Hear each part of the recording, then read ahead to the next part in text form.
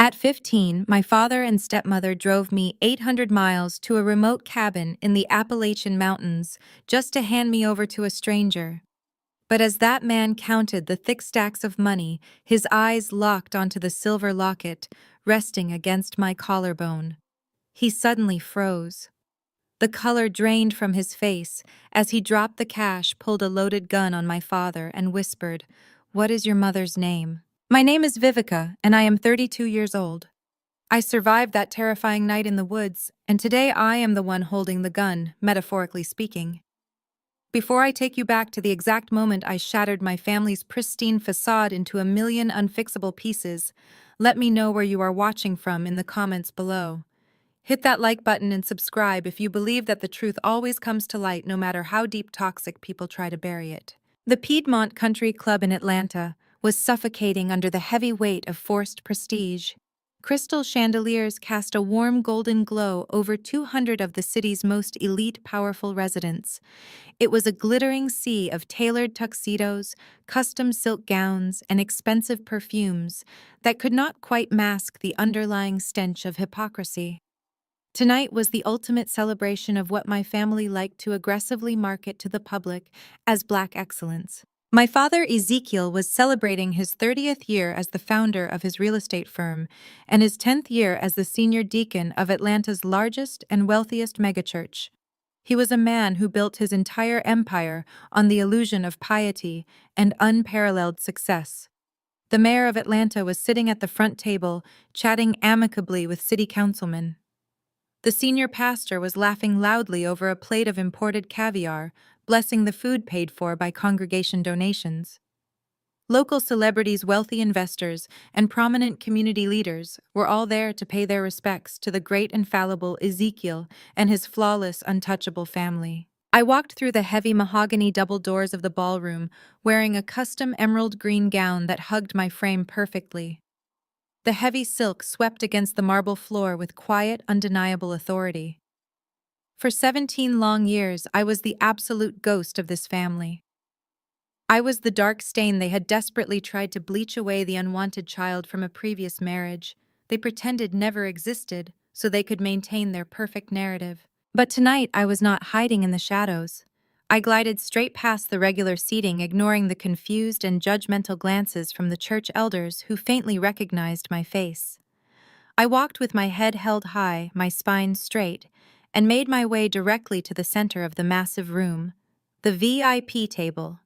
The table reserved exclusively for the upper echelon of Ezekiel's financial backers and his immediate perfect family. I pulled out a velvet-backed chair and sat down directly across from my father. The live jazz band was playing a smooth, rhythmic melody in the background. But the moment I took my seat, the atmosphere at the head table turned to absolute ice. My stepmother, Corinne, was in the middle of taking a delicate sip from her crystal flute. She wore a heavy diamond necklace that cost more than most people's homes, a physical manifestation of her holy superiority and unchecked greed. When her eyes landed on me, her fake camera-ready smile completely vanished. Her jaw locked so tightly, I thought her porcelain veneers might actually shatter. Before I could even reach for a linen napkin, Corinne lunged forward across the table. Her manicured fingers, complete with razor-sharp acrylics, clamped down on my bare arm like a vice. She jerked my arm so hard that the champagne in her glass splashed out, raining sticky sweet alcohol all over the emerald silk of my beautiful dress. She did not care about the mess or the scene she was creating. She leaned in close, her expensive floral perfume failing to mask the absolute venom in her breath. "Who let you in here?" she hissed, her voice a strained, furious whisper meant only for my ears. "This table is for donors who gave $10,000 to the church building fund. You do not belong in this room, let alone at this table. You are nothing but a low-level accountant making pennies. Go to the back and find the service entrance before you embarrass Kiara." Kiara was my 28-year-old half-sister, the undisputed golden child of the family. She was sitting 2 seats down, rubbing her slightly pregnant belly, wearing a maternity dress that was entirely too tight, dripping in diamonds that her husband had bought her. Kiara let out a small, dramatic scoff and turned her face away as if the mere sight of me was a personal insult to her high society sensibilities.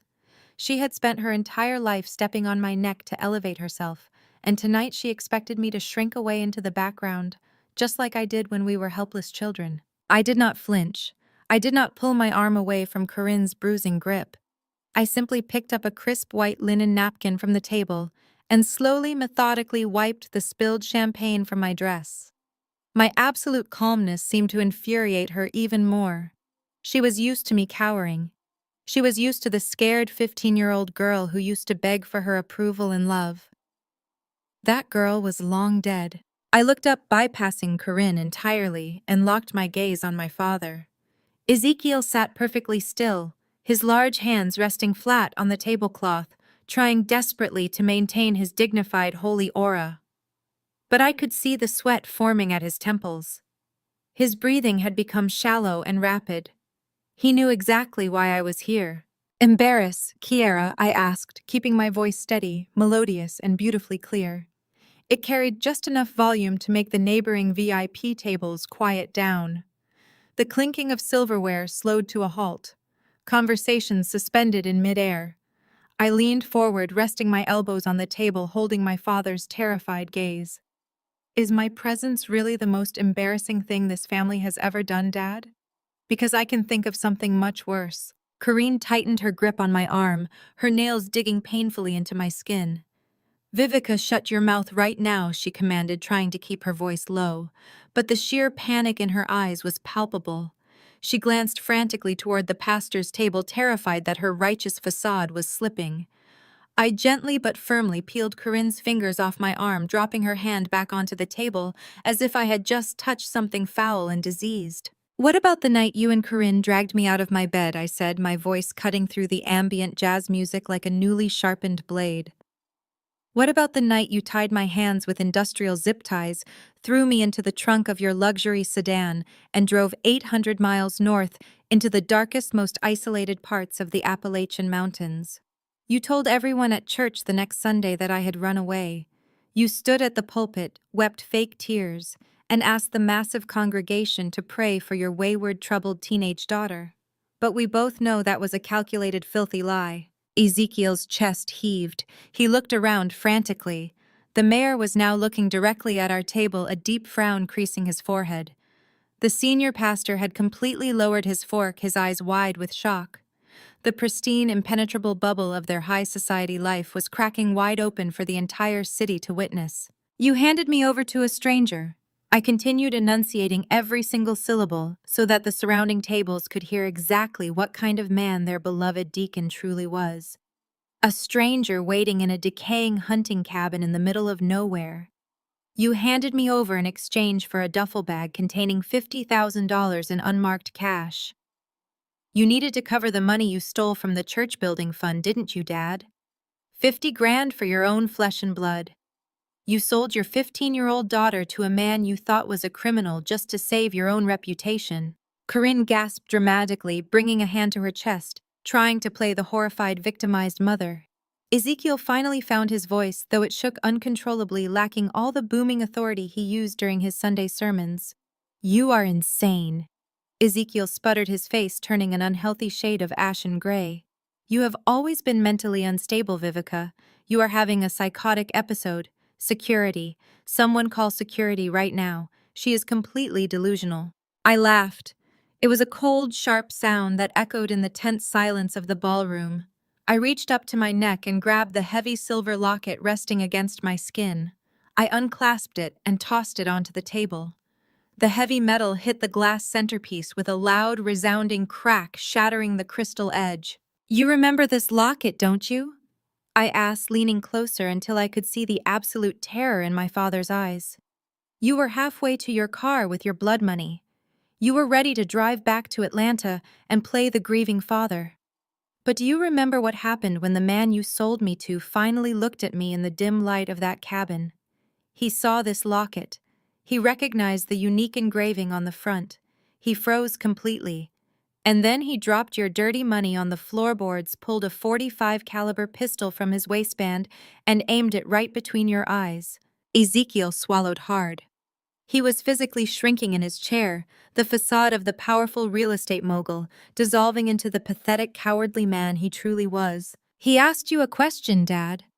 I said, my voice dropping to a dangerous whisper that somehow felt louder than a scream. He cocked the gun and asked, "What is your mother's name?" "And what did you do?" "You ran. You pushed Corinne out of the way, sprinted to your car, and left your teenage daughter in a cabin with an armed stranger.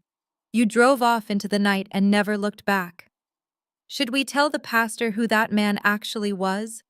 Should we explain to your wealthy investors exactly why you have spent the last 17 years pretending I was dead?" The silence in the room was deafening. No one moved. No one spoke. The sheer gravity of my words hung over the VIP section like a heavy storm cloud ready to burst. The elite guests were paralyzed, watching the pillar of their community be exposed as an absolute monster. Suddenly, a loud, violent slam shattered the quiet. Preston, my 35-year-old brother-in-law, slammed his fist onto the table, rattling the silverware and knocking over a water glass. Preston was Kiara's husband. He was a wealthy white investment broker who wore his privilege like a weapon.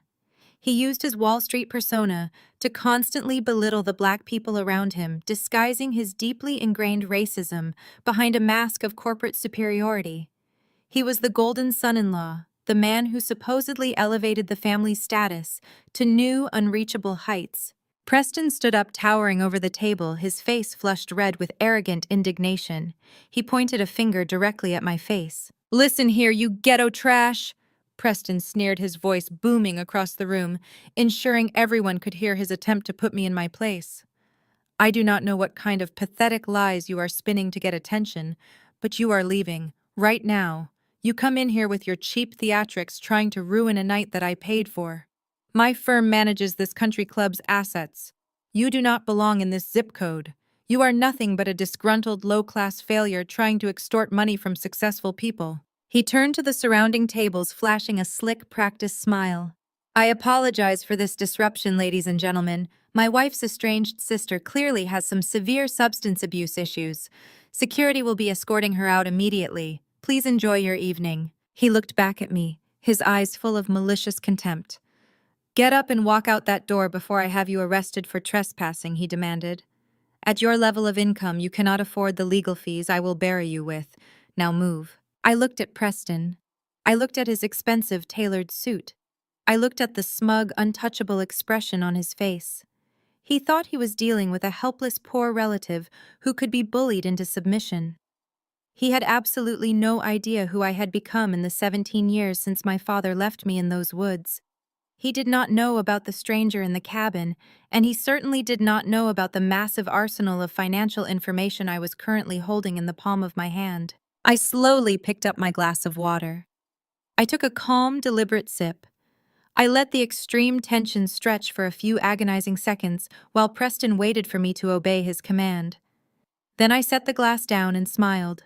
It was the kind of smile an apex predator gives right before it strikes its prey. "Preston," I said softly, "are you absolutely certain you want to play this game with me tonight? Because if I walk out that door, I am taking your entire financial empire with me." The silence in the room stretched until it felt like a physical weight pressing down on everyone present. Preston let out a laugh.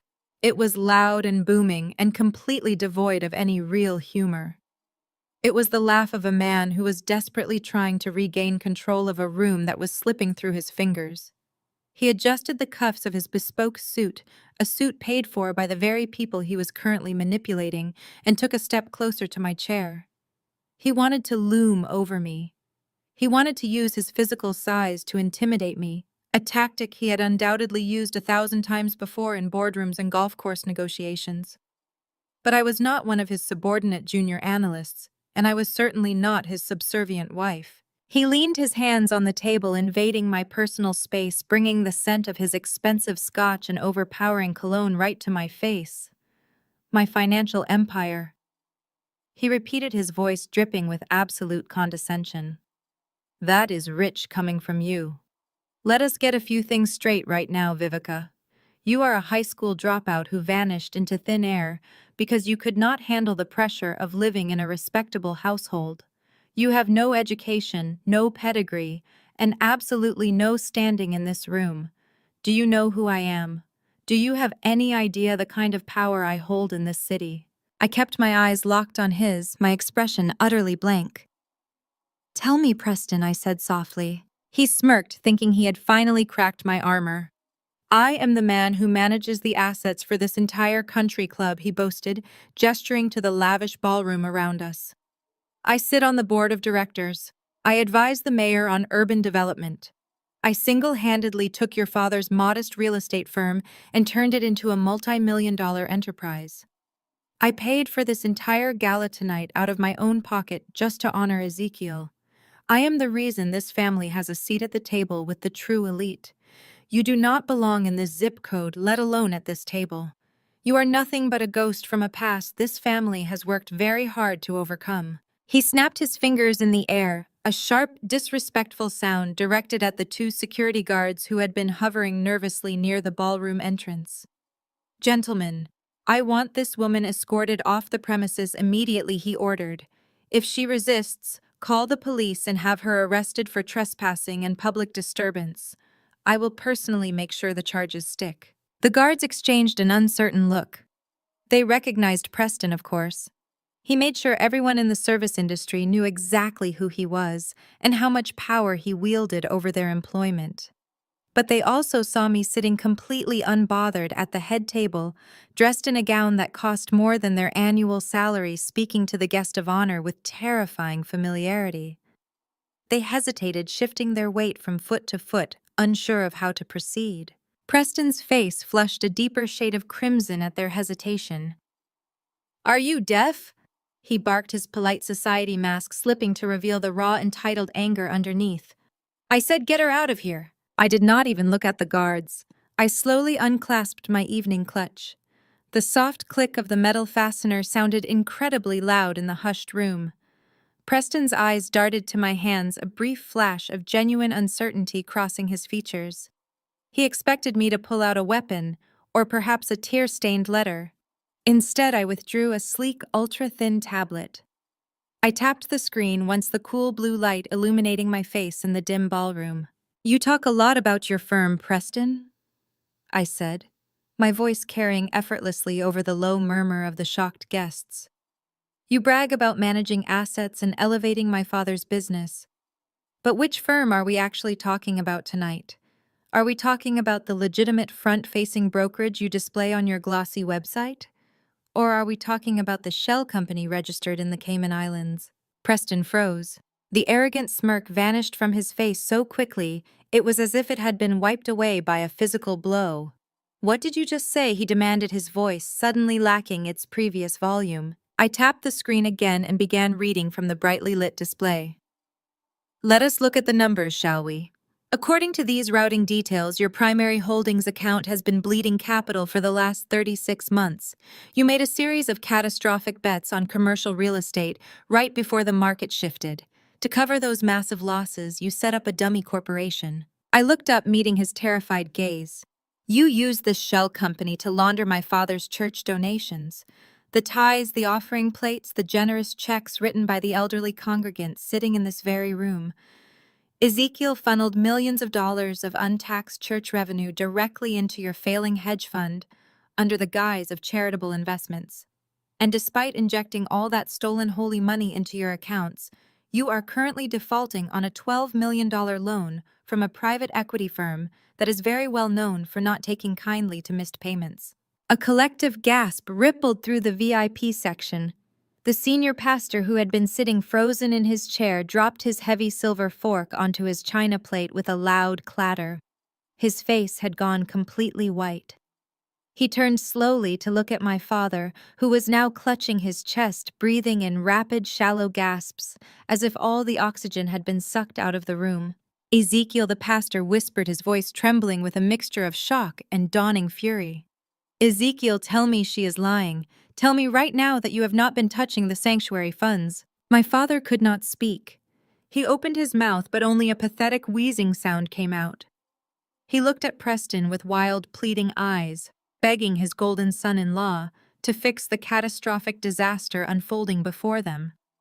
But Preston was too busy staring at the tablet in my hand, his mind desperately trying to calculate how a supposed high school dropout had gained access to his highly encrypted, heavily guarded financial secrets. "That is a complete fabrication," Preston finally managed to say, though his voice cracked on the last word. "You forged those documents. You hacked into my public servers and doctored the numbers to make it look like a scandal. This is corporate espionage and defamation of character." I smiled, a slow, deliberate curving of my lips. "Defamation requires the statements to be false, Preston. The routing numbers on this screen match the exact transfers made every Monday morning for the last 2 years. Every time Ezekiel stood at the pulpit and preached about giving to the Lord, he was actually preaching about giving to your offshore accounts. You are drowning in debt. Your firm is a house of cards waiting for a strong breeze, and you have dragged my father's entire religious empire down into the mud with you." Preston's breathing became ragged.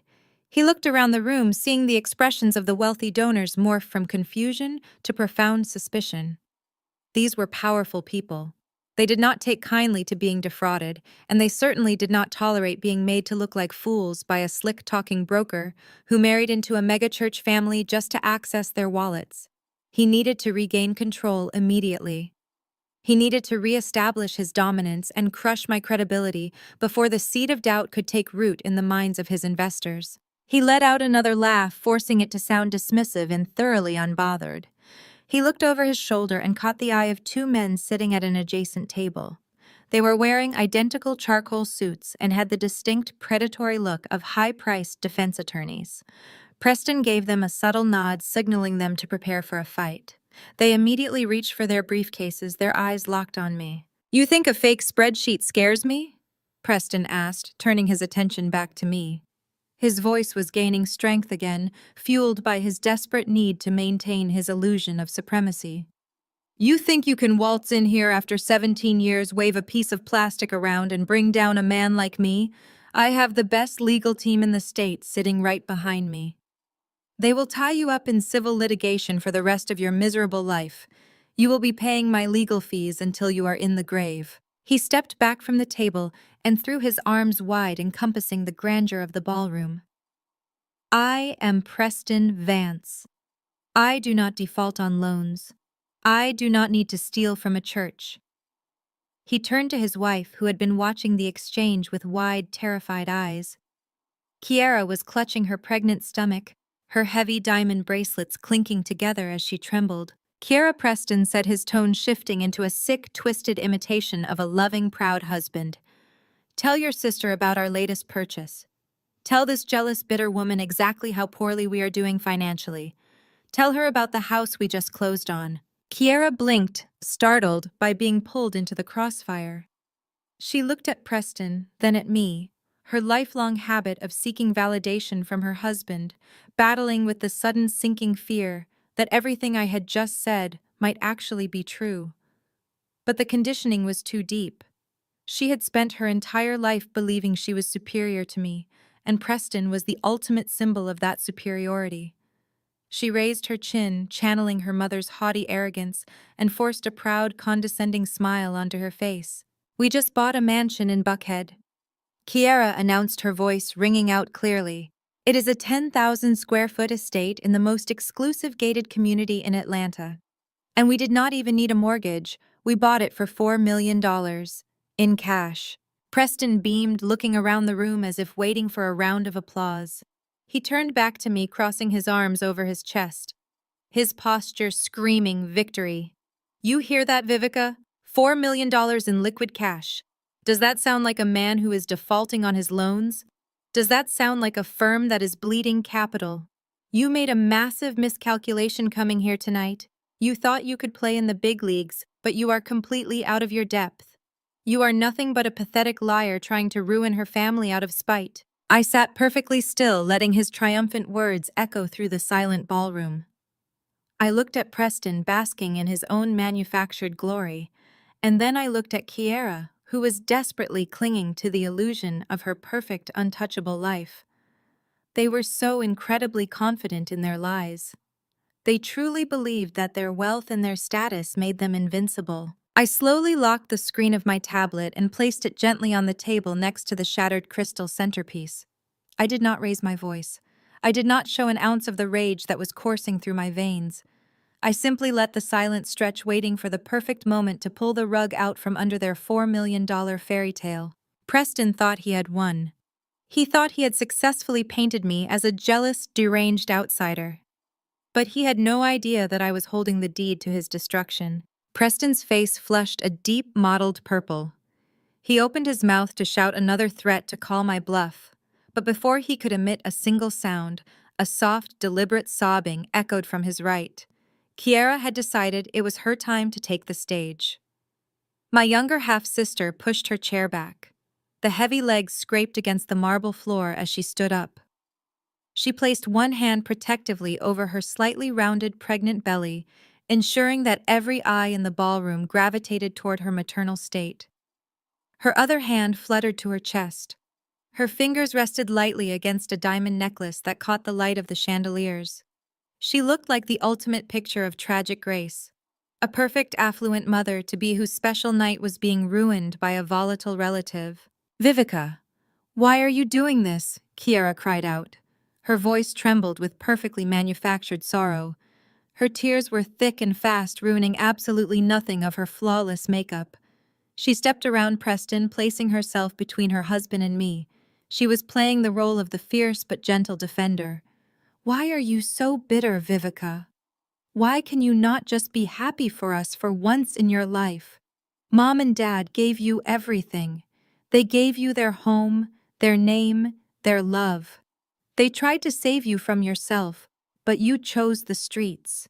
You chose to be a rebellious, broken girl who could not appreciate the blessings of a good family." I watched her perform.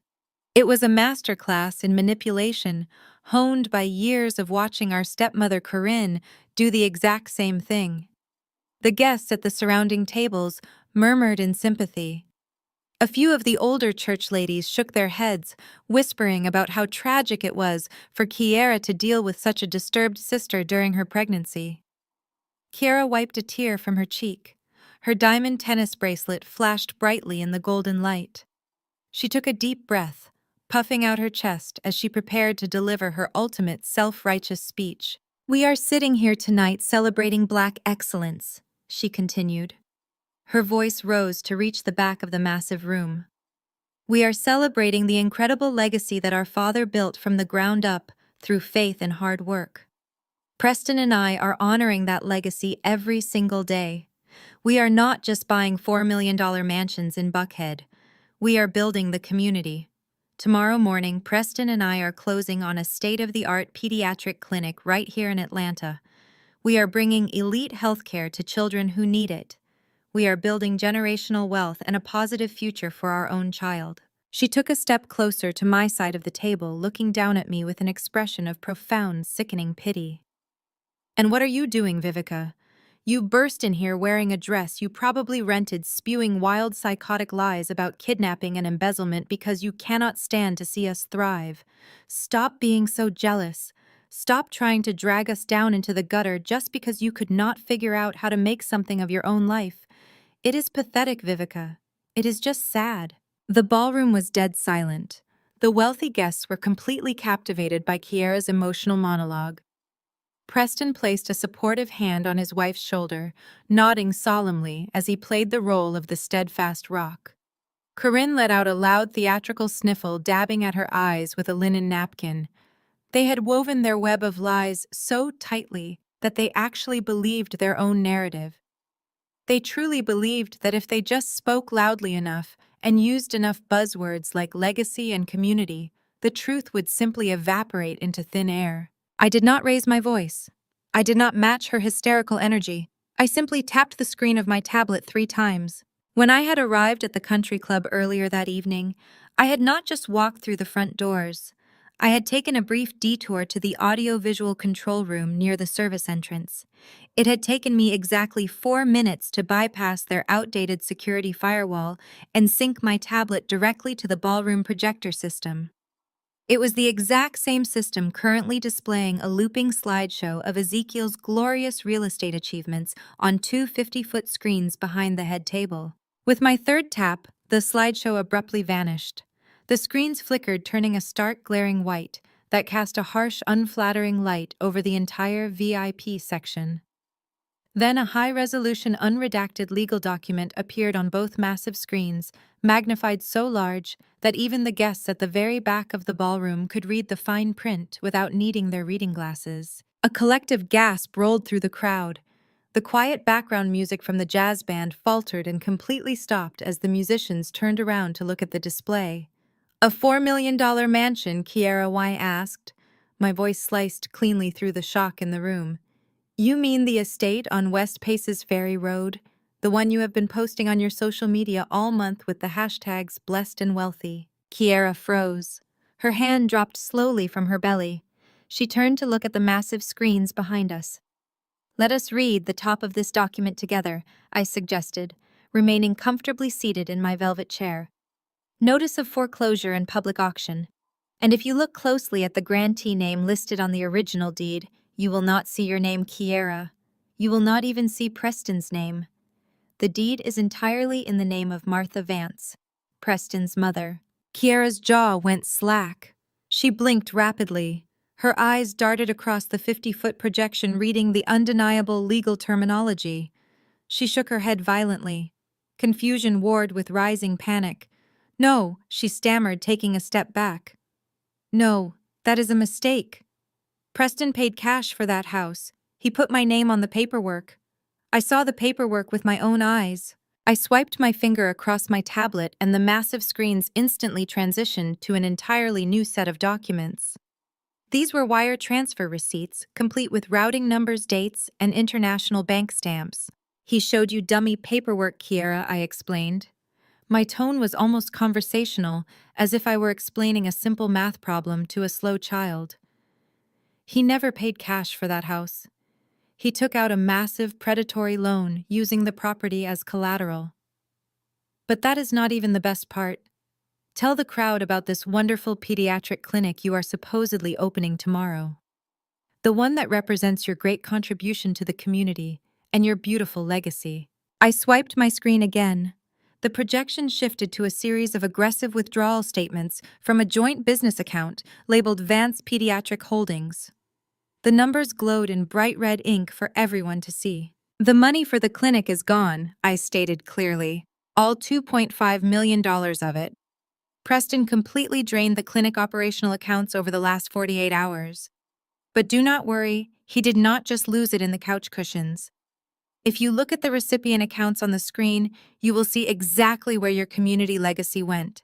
I pointed toward the giant screen. "The Grand Lisboa Casino in Macau. Your husband has been running a massive underground gambling debt for the better part of a year.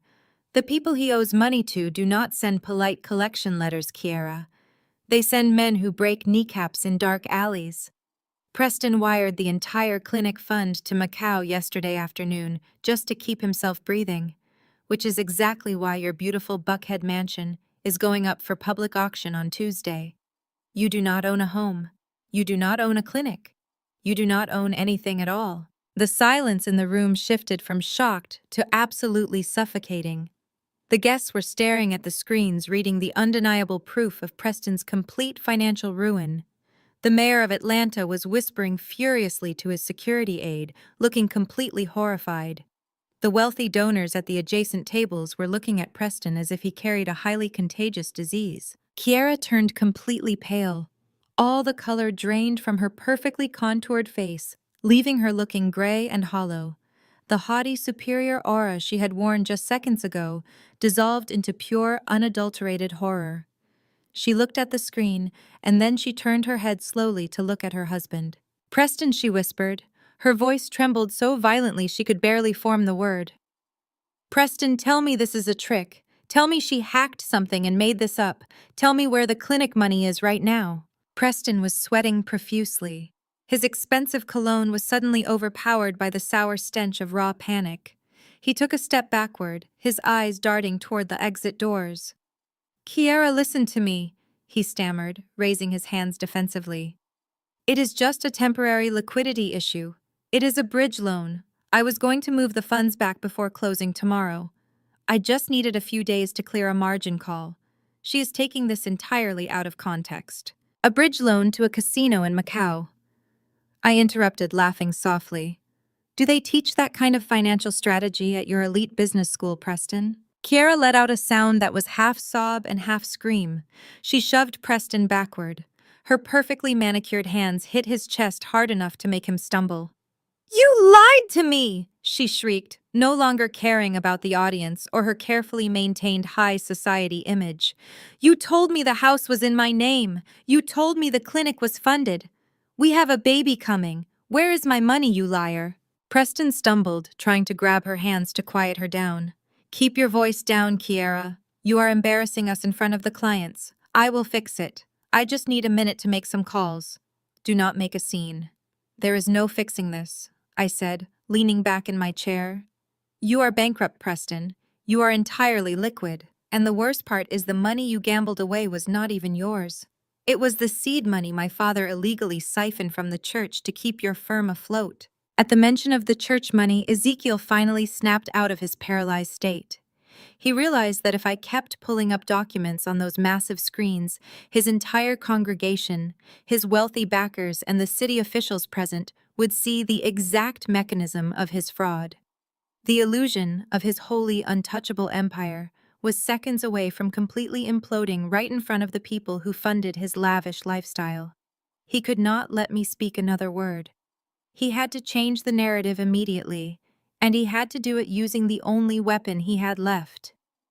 Religion. Ezekiel lunged past Corinne, knocking his heavy wooden chair to the floor with a loud crash. He bolted toward the small podium set up at the edge of the stage, where the microphone for the evening speeches was positioned. He grabbed the microphone with both hands. His knuckles turned white as he gripped it desperately. He did not speak to me. He did not address Preston's gambling, or the foreclosure notice still glaring brightly on the 50-foot screens. Instead, he turned his frantic, sweat-drenched face toward the center of the ballroom, looking directly at the senior pastor. Pastor Miller Ezekiel bellowed into the microphone, his voice amplified to a deafening volume that startled the entire room and echoed off the high ceilings. Pastor Miller, I need you to stand up right now. I need the elders of the church to come forward this instant. The senior pastor, a tall, imposing man who had built his own fortune entirely on the blind faith of his congregation, stood up slowly, looking incredibly uneasy. He clutched his napkin, staring at my father as if he were looking at a madman. Ezekiel pointed a trembling, accusatory finger directly at me. "Look at her!" he yelled. His voice vibrated with manufactured religious fervor and desperate panic. "Look at the darkness in her eyes. This is not my daughter speaking. This is the devil trying to infiltrate our holy gathering tonight. She has been corrupted by the streets. She is filled with a spirit of jealousy and destruction sent by the enemy to tear down the righteous work we have done for this community. She is using fabricated technology and wicked lies to sow division in my family." He gripped the podium, closing his eyes tightly, performing for his life. "We must cast this evil out," Ezekiel shouted. Sweat rolled down his forehead in thick drops. "Pastor, I am begging you, bring the anointing oil. Bring the elders. We must pray over this broken, demonic girl before she poisons this entire room with her spiritual sickness. She needs an intervention of the Holy Spirit, and she needs to be removed from this consecrated celebration immediately." Ezekiel stepped away from the podium and began marching toward my table. His arms were raised high above his head in a gesture of ultimate surrender to a higher power, but his eyes were completely devoid of anything holy. They were the eyes of a cornered animal. Pastor Miller, flanked by 3 senior deacons, hurried across the ballroom floor. The jazz band had completely stopped playing, and the heavy silence was now filled only with the sound of my father speaking in tongues. He was putting on the performance of a lifetime, using the very religion he had corrupted to silence the truth. He reached my table and slammed his heavy hands onto the white linen right next to my shattered plate. He closed his eyes tight and began to shout, commanding the evil spirits to release his daughter. He told the entire ballroom that I had been suffering from severe mental illness since I was a teenager. He claimed my mind was broken and that I was prone to terrifying delusions. I sat perfectly still as his spit flew across the table. He begged the Lord to forgive me for trying to extort the house of God. He told the mayor and the city councilman sitting just a few feet away that I had forged those digital documents because I was desperate for cash and bitter that I had not been included in the family inheritance. The congregation members who had filled the surrounding tables began to murmur in agreement. This was the narrative they needed. It was much easier for them to believe that a stray, estranged daughter was simply having a violent psychotic break than to accept that their esteemed deacon had stolen their tithes. I could hear the wealthy women in their designer gowns whispering prayers of protection. I watched Preston slowly regain his color. The arrogant smirk began to creep back onto his face as he realized my father was throwing a massive religious blanket over his financial crimes. Kiara wiped her fake tears and nodded along, playing the part of the heartbroken but forgiving sister. Ezekiel's voice boomed through the speakers and bounced off the crystal chandeliers above us. He demanded that the elders lay hands on me. He wanted them to physically surround me and escort me out under the guise of a spiritual intervention. Pastor Miller arrived at the table holding a small vial of anointing oil. His face was a mask of practiced pastoral concern, but his eyes were darting nervously toward the frozen projector screens that still displayed Preston's massive offshore gambling debts. The pastor reached out his hand, intending to place it on my forehead to cast out whatever rebellious demon my father claimed was possessing me. I calmly raised my left hand and held it up just inches from the pastor's wrist. I did not touch him, but the absolute freezing authority in my gesture made him stop dead in his tracks. He lowered his hand. "You are a phenomenal actor, Dad," I said softly. My voice was completely steady, lacking any of the hysteria he had just accused me of possessing. "You have always known exactly how to weaponize faith to cover up your own sins. You stand up there Sunday after Sunday selling salvation to people who trust you, and then you use their devotion as a shield the second someone questions your accounting. But prayer is not going to fix your balance sheet tonight, and casting out imaginary demons will not replenish the accounts you drained." I reached down to the floor beside my chair, where I had placed my designer leather tote bag. I unzipped the main compartment and pulled out a thick stack of glossy, professionally bound folders. I did not bring just one copy. I had prepared a dozen identical dossiers. They were heavy-packed with certified bank records, offshore routing numbers, and tax documents that I had legally acquired through my clearance. I picked up the first folder and slid it smoothly across the linen tablecloth directly toward Pastor Miller. He stared at it as if it were a venomous snake. "Open it, Pastor," I instructed, keeping my tone respectful but utterly commanding. "You have a fiduciary duty to your congregation, do you not? You have a legal obligation to understand where the donations are going." I then stood up slowly, smoothing the front of my emerald gown. I picked up 3 more folders and walked gracefully around the table. The security guards who had been called earlier stepped forward, but the mayor of Atlanta raised his hand to stop them. He was a shrewd politician who smelled blood in the water, and he was not about to let security silence someone who was handing out evidence of massive financial fraud. I handed one folder directly to the mayor. I handed another to the senior city councilman who sat beside him. I handed the third to the chairman of the church finance committee, who was staring at my father with a look of dawning horror. Ezekiel lunged forward, trying to snatch the folders out of my hands. "Those are forged!" he screamed, his voice cracking with sheer panic. "Do not look at those papers. They are manufactured lies designed to destroy the good work we do for this city. She is sick in the head." The mayor ignored my father completely. He flipped open the heavy cover of the dossier. The first page was a brightly highlighted summary of the church building fund. It was the same fund my father had spent the last 3 years aggressively promoting. "Let us talk about your good work, Dad," I said, projecting my voice so the entire room could hear every single syllable. 2 years ago, you stood before a congregation of 10,000 people and asked them to dig deep into their pockets. You asked single mothers to give up their savings. You asked the elderly to donate their pension checks. You raised $5 million in cold, hard cash. You promised them you were going to build a state-of-the-art youth center in South Atlanta. You showed them blueprints and architectural renderings of a safe haven for at-risk teenagers. I walked back to my chair and stood behind it, resting my hands on the velvet back. The mayor turned the page of his folder. His eyes widened behind his wire-rimmed glasses. The chairman of the finance committee let out a sharp, breathless gasp as he read the corresponding bank statements. Deacon Ezekiel raised $5 million for a new youth center. I continued, my voice slicing through the heavy silence of the ballroom. But that money never went to a construction firm. It never went to architects or city planners. If you look at page 4 of that dossier, you will see the exact wire transfers. Every single dollar of that church fund was routed directly into a private account in the Cayman Islands. An account registered to a shell company owned exclusively by Preston Vance. Preston staggered backward, hitting the edge of the stage behind him. He looked like he was going to vomit. The sophisticated Wall Street facade had completely melted away, leaving nothing but a terrified, exposed criminal. Kiara began to hyperventilate, clutching her stomach and looking around wildly for an exit. "You did not build a youth center, Dad," I said, staring directly into Ezekiel's terrified eyes. "You did not lay a single brick for the community. You took $5 million of holy money and you handed it directly to your white son-in-law to plug the massive holes in his failing hedge fund. You bought Preston's silence because he knew you were embezzling from the commercial real estate firm.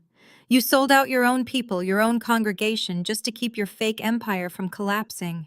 The uproar in the ballroom was instantaneous and deafening.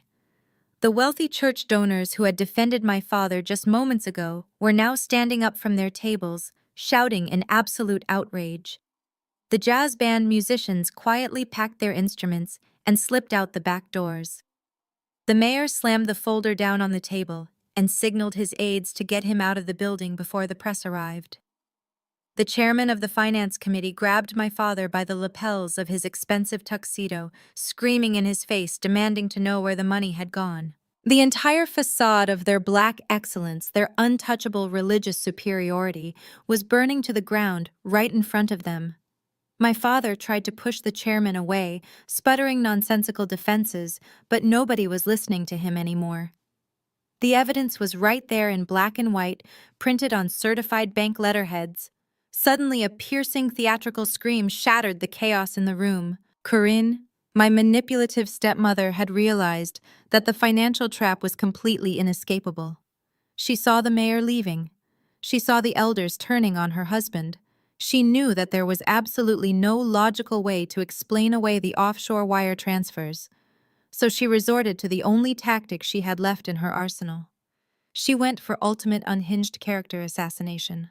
Corinne threw her hands up in the air and collapsed backward against the catering table. She knocked over a towering display of champagne flutes, sending broken glass and expensive liquor crashing to the marble floor. She slid down the side of the table, landing in a heap of designer silk and broken crystal. She began to wail loudly, clutching her chest and gasping for air as if she were having a massive heart attack. Ezekiel abandoned the angry finance chairman and rushed to his wife's side, playing the role of the terrified, devoted husband. But Corinne did not want medical attention. She wanted an audience. She pushed Ezekiel away and pointed a trembling manicured finger directly at my face. "Do not believe a word she says," Corinne shrieked, her voice echoing over the angry shouts of the congregation. "She is making all of this up to destroy us because her blood is tainted. We tried to hide it to protect her, but the truth is finally coming out. She is just like her biological mother." The room quieted down slightly as people turned to watch the hysterical woman on the floor.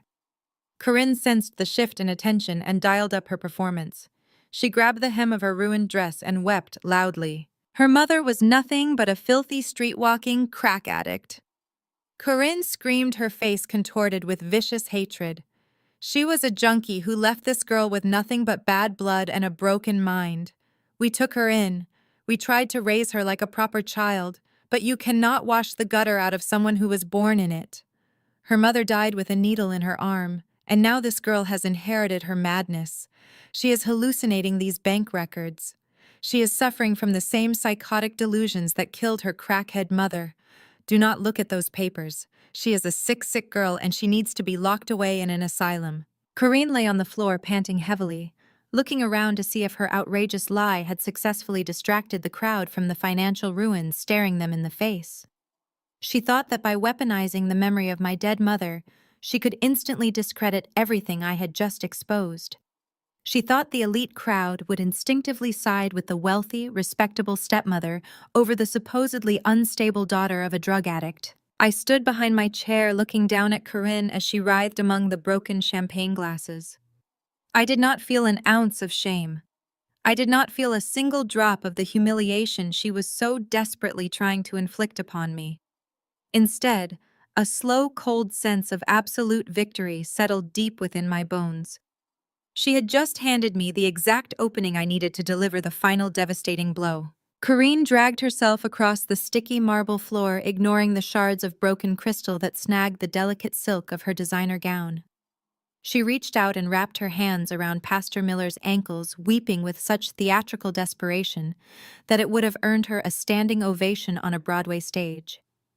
She buried her face against the pastor's tailored trousers, sobbing about how much she had loved me. She told the room that she had raised me like her very own flesh and blood. She claimed she had brushed my hair and packed my lunches and prayed over me every single night, but the bad blood was simply too strong to overcome. She looked up at the congregation, her mascara running down her cheeks in perfect, calculated dark streaks. "We tried to save her," Corinne wailed, her voice echoing through the silent ballroom. "We did everything we could to pull her back from the edge. Ezekiel did not sell her to a monster. He is a holy man. He is a righteous man who wept tears of pure agony over this girl. We sent her to a therapeutic retreat. It was a strict wilderness rehab facility in the mountains because she was completely out of control. She was using drugs just like her mother. She was stealing from us. We sent her there to heal, and she ran away into the woods because she did not want to be saved." The wealthy donors and church elders shifted uncomfortably in their seats. Corinne was playing into their deepest prejudices and fears. Addiction and mental illness were taboo subjects in this elite circle, and Corinne knew exactly how to weaponize that stigma. I could see the doubt creeping back into the eyes of the city councilman. I could see Kiera breathing a sigh of relief, hoping that her mother's desperate lie would somehow cast enough doubt to save their glittering empire. Ezekiel stood slightly taller, wiping the sweat from his forehead, playing the part of the grieving, wounded father who had only tried to practice tough love. I did not rush to interrupt her. I let Corinne spin her filthy web until she ran completely out of breath. Then I slowly walked around the edge of the heavy mahogany table. My emerald green gown swept quietly over the floor as I approached the center of the wreckage. I crouched down gracefully, completely unbothered by the spilled alcohol and the broken glass. I reached out and picked up the heavy silver locket I had tossed onto the table earlier that evening.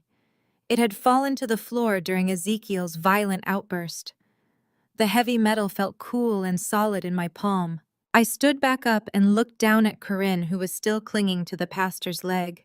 She stared at the locket in my hand, her sobbing abruptly hitching in her throat. "You spin a very compelling story, Corinne," I said, my voice dropping to a smooth, melodic cadence that carried perfectly through the hushed room. "A therapeutic wilderness retreat for a troubled teenage addict. It sounds so much better than human trafficking. But there is a minor flaw in your beautiful, tragic narrative." I held the silver locket up by its delicate chain, letting it catch the glow of the crystal chandeliers. "My biological mother gave me this locket right before she died," I explained, looking directly at Ezekiel, whose face had suddenly drained of all remaining color. "She told me to never take it off. She told me it was my protection. What you and Ezekiel never bothered to figure out in your desperate, greedy rush to get rid of me was that this locket was not just a piece of vintage jewelry. It was custom made by my grandfather's security firm." I pressed my thumb against a tiny concealed groove on the side of the silver pendant. With a soft click, the locket opened, revealing a small, highly advanced microdrive nestled inside the casing. I pulled the drive out and walked back to my tablet, which was still securely synced to the ballroom's massive surround sound system. I plugged the drive into the side port of the tablet. "Let us take a quick trip down memory lane," I said, tapping the screen to open the audio file. Let us listen to exactly what kind of therapeutic retreat you booked for me 17 years ago. I pressed play. The ballroom speakers crackled slightly before a crisp, undeniably clear audio recording filled the massive room.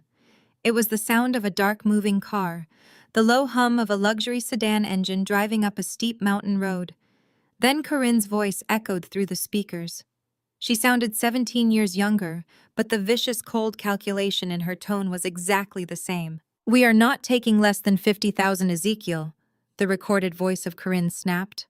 Her words bounced off the walls of the country club, freezing every single person in their tracks. "Your real estate debts are drowning us. The church fund is already short, and if the board audits you next month, we are going to federal prison." The man in the cabin said he would pay 50 grand cash for a fresh 15-year-old.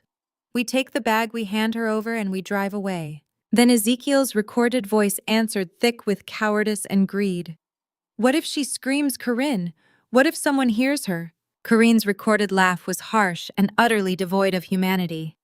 "Let her scream, Ezekiel. We are 50 miles into the Appalachian woods. Nobody is going to hear her. Tell the man he can do whatever he wants with her as long as the bills are unmarked. We will go to church on Sunday and tell Pastor Miller she ran away to do drugs. Everyone will pity us. It is the perfect plan." I tapped the screen, stopping the audio. The silence that followed was absolute. It was a heavy, suffocating dead quiet that felt like all the air had been permanently removed from the room. Corinne was no longer weeping. She was sitting on the floor, her hands covering her mouth, her eyes wide with a terror so profound it looked like she had seen a ghost. Ezekiel was clutching the edge of the podium, his knees visibly buckling under his own weight. The senior pastor looked down at Corinne with an expression of pure, unadulterated revulsion. He physically stepped backward, peeling his leg out of her grasp as if she were covered in a deadly disease. "A rehab facility." "Corinne," I asked, my voice echoing loudly in the silent room, "you sold my life for $50,000 in unmarked bills to save Ezekiel from a prison sentence. You handed a 15-year-old girl over to a suspected trafficker in a decaying hunting cabin, and you did not even flinch." The mayor of Atlanta turned his back on the head table, entirely whispering rapid, urgent commands to his security detail to lock the doors and call the police. The elite donors were staring at my father with absolute disgust. The pristine, holy facade of the great Ezekiel had been completely stripped away, leaving nothing but a monster standing naked in front of his entire congregation. But I was not finished. Corinne had opened a door regarding my biological mother, and I was going to rip it entirely off its hinges. I walked over to Corinne and looked down at her shivering form. "You stood up here tonight and told all these respectable people that my mother was a filthy, street-walking crack addict," I said, enunciating every word with razor-sharp precision. "You told them I inherited her bad blood. You told them she died with a needle in her arm. That was the lie you used to justify locking me in the shadows for my entire childhood. That was the lie you used to make yourselves look like charitable saints for taking me in." I swiped my tablet again, projecting a new document onto the 50-foot screens behind the stage. It was a massive, comprehensive trust fund ledger complete with state seals and banking certifications. "My biological mother was not an addict, Corinne," I announced. My voice was steady, but filled with a righteous, blazing anger that made the surrounding guests step back. She was an heiress. She was the sole beneficiary of a massive generational estate located in Chicago. When she died unexpectedly of a completely undetected heart condition, Ezekiel saw an opportunity. You both saw an opportunity. The crowd gasped again, reading the massive numbers flashing on the projector screens. "You did not take me in out of the goodness of your hearts." I continued, pacing slowly in front of the head table. "You took me in because I was the legal inheritor of a $20 million estate. You falsified documents, you stole her identity, and you systematically drained her trust fund to build your initial real estate empire in Atlanta. You used my dead mother's money to buy this fake prestige. And when I turned 15, when I was only 3 years away from legally claiming my inheritance and requesting an audit, you decided it was time to tie up the only loose end. You sold me to a monster to cover your tracks and keep your stolen fortune." Ezekiel dropped to his knees. The great infallible deacon of Atlanta's wealthiest megachurch was sobbing into the carpet, begging for mercy that he absolutely did not deserve. Corinne was curled into a tight ball, shaking violently, unable to look at the massive screens displaying her financial crimes and her stolen wealth. The church elders were already on their phones calling their own lawyers, trying to distance themselves from the radioactive crater that was now my father's life. They were completely ruined. Their legacy was reduced to ash.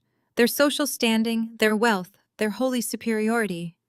Everything had been obliterated by the truth they had tried to bury in those woods 17 years ago. But while Ezekiel and Corinne were collapsing into pathetic heaps on the floor, Preston Vance was experiencing a completely different kind of panic.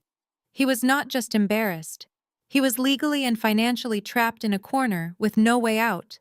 He realized instantly that if his in-laws were going down in a highly publicized federal fraud and embezzlement scandal, his own offshore shell companies would be investigated by the authorities by morning. The $12 million loan he defaulted on would be called in. The casino debt in Macau would become a death sentence. Preston's eyes turned dark and frantic. He looked at the massive projector screens and then he looked at the sleek tablet in my hand. He knew that tablet held the keys to his entire destruction. He needed to silence me immediately, and he needed to take control of the digital evidence before the police walked through the ballroom doors. He snapped his fingers violently, signaling the two ruthless defense attorneys who had been waiting on standby. The attorneys did not hesitate. They moved with frightening speed, flanking me on both sides, cutting off my path to the exit. Their faces were grim and completely devoid of emotion. Preston lunged forward, blocking my path from the front. He reached into the inner pocket of his tailored suit jacket and pulled out a thickly folded legal document. His hands were shaking, but his eyes were filled with a dangerous, unhinged desperation. He slapped the document down onto the mahogany table right over the spilled champagne. "You are going to sign this right now, Vivica Preston," hissed his voice, dropping to a low, vicious threat that only I and his lawyers could hear. "It is a blanket non-disclosure agreement and a full transfer of digital rights. You are going to sign over that tablet, you are going to retract your statements about my firm, and you are going to walk out that back door quietly." One of the defense attorneys stepped closer, crowding my personal space purposefully, trying to use his physical bulk to trap me against the heavy table.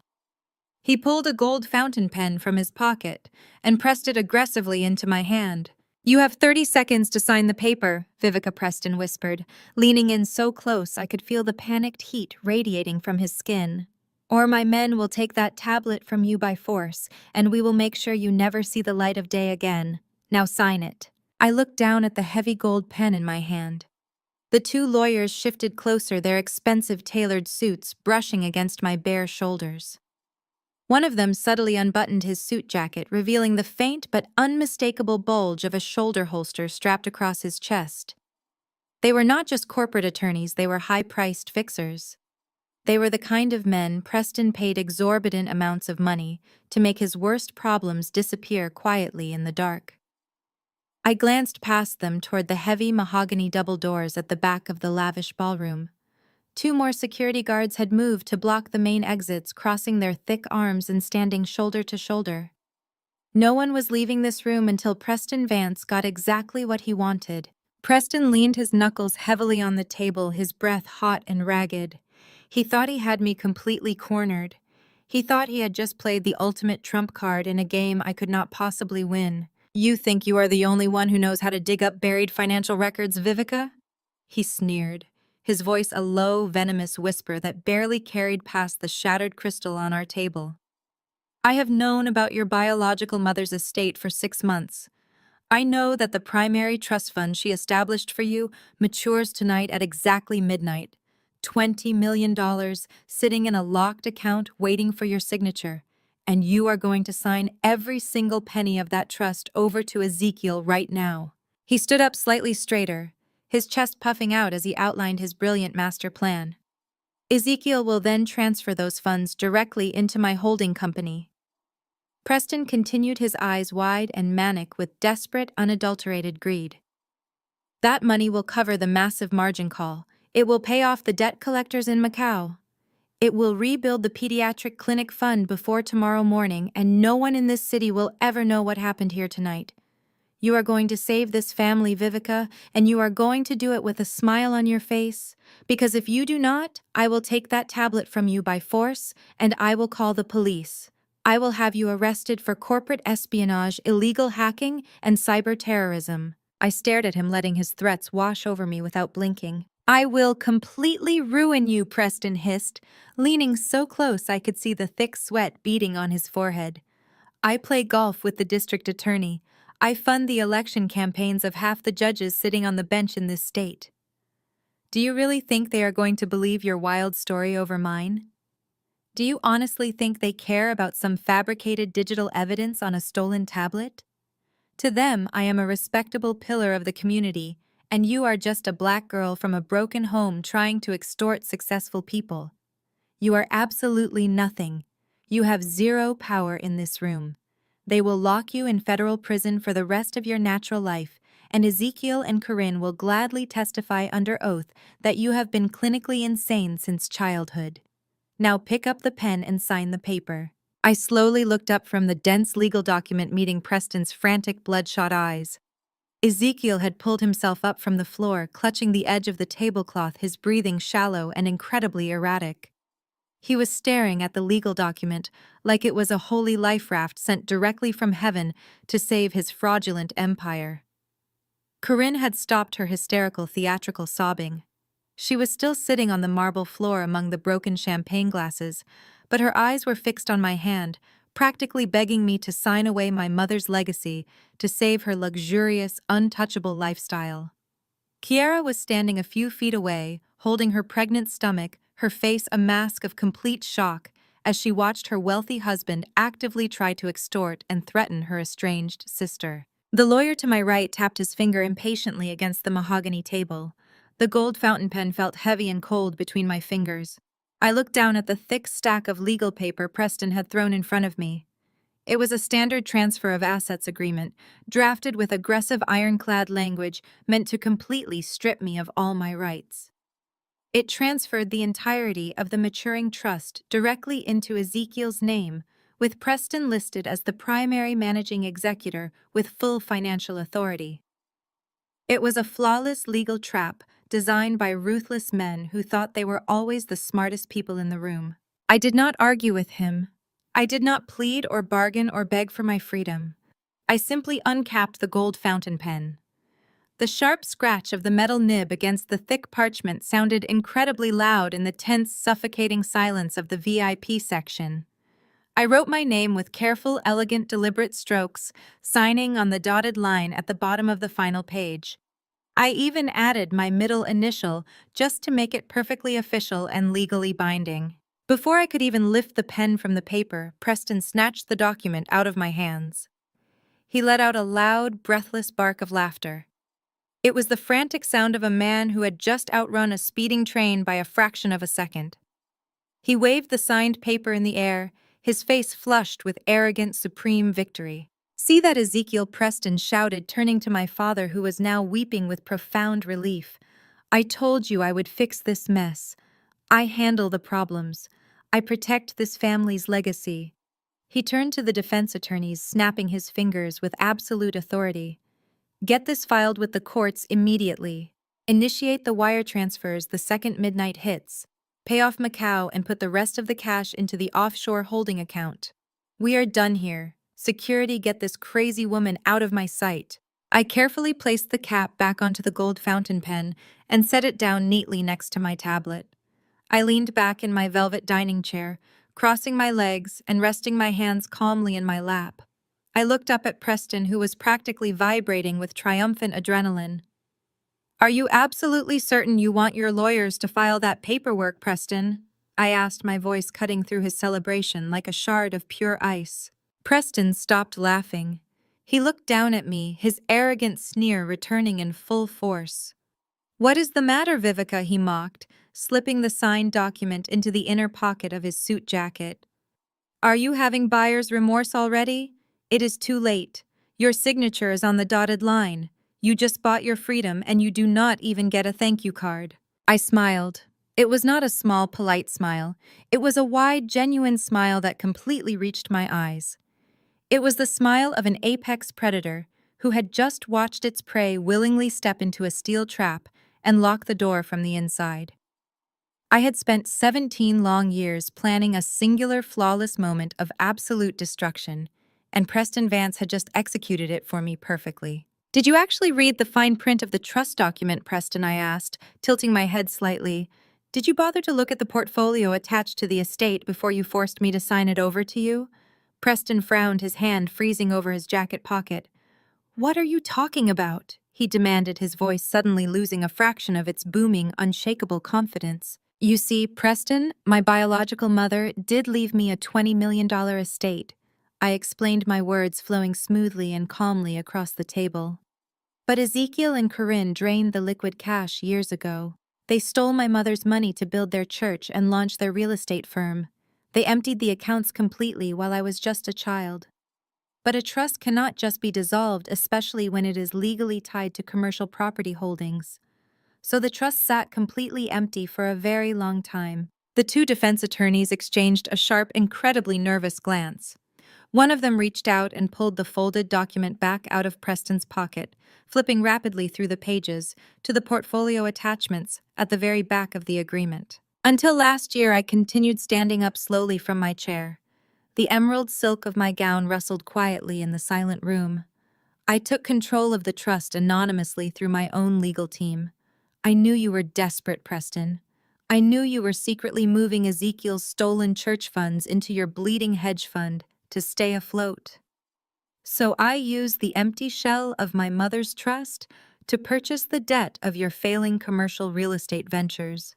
Preston stopped breathing.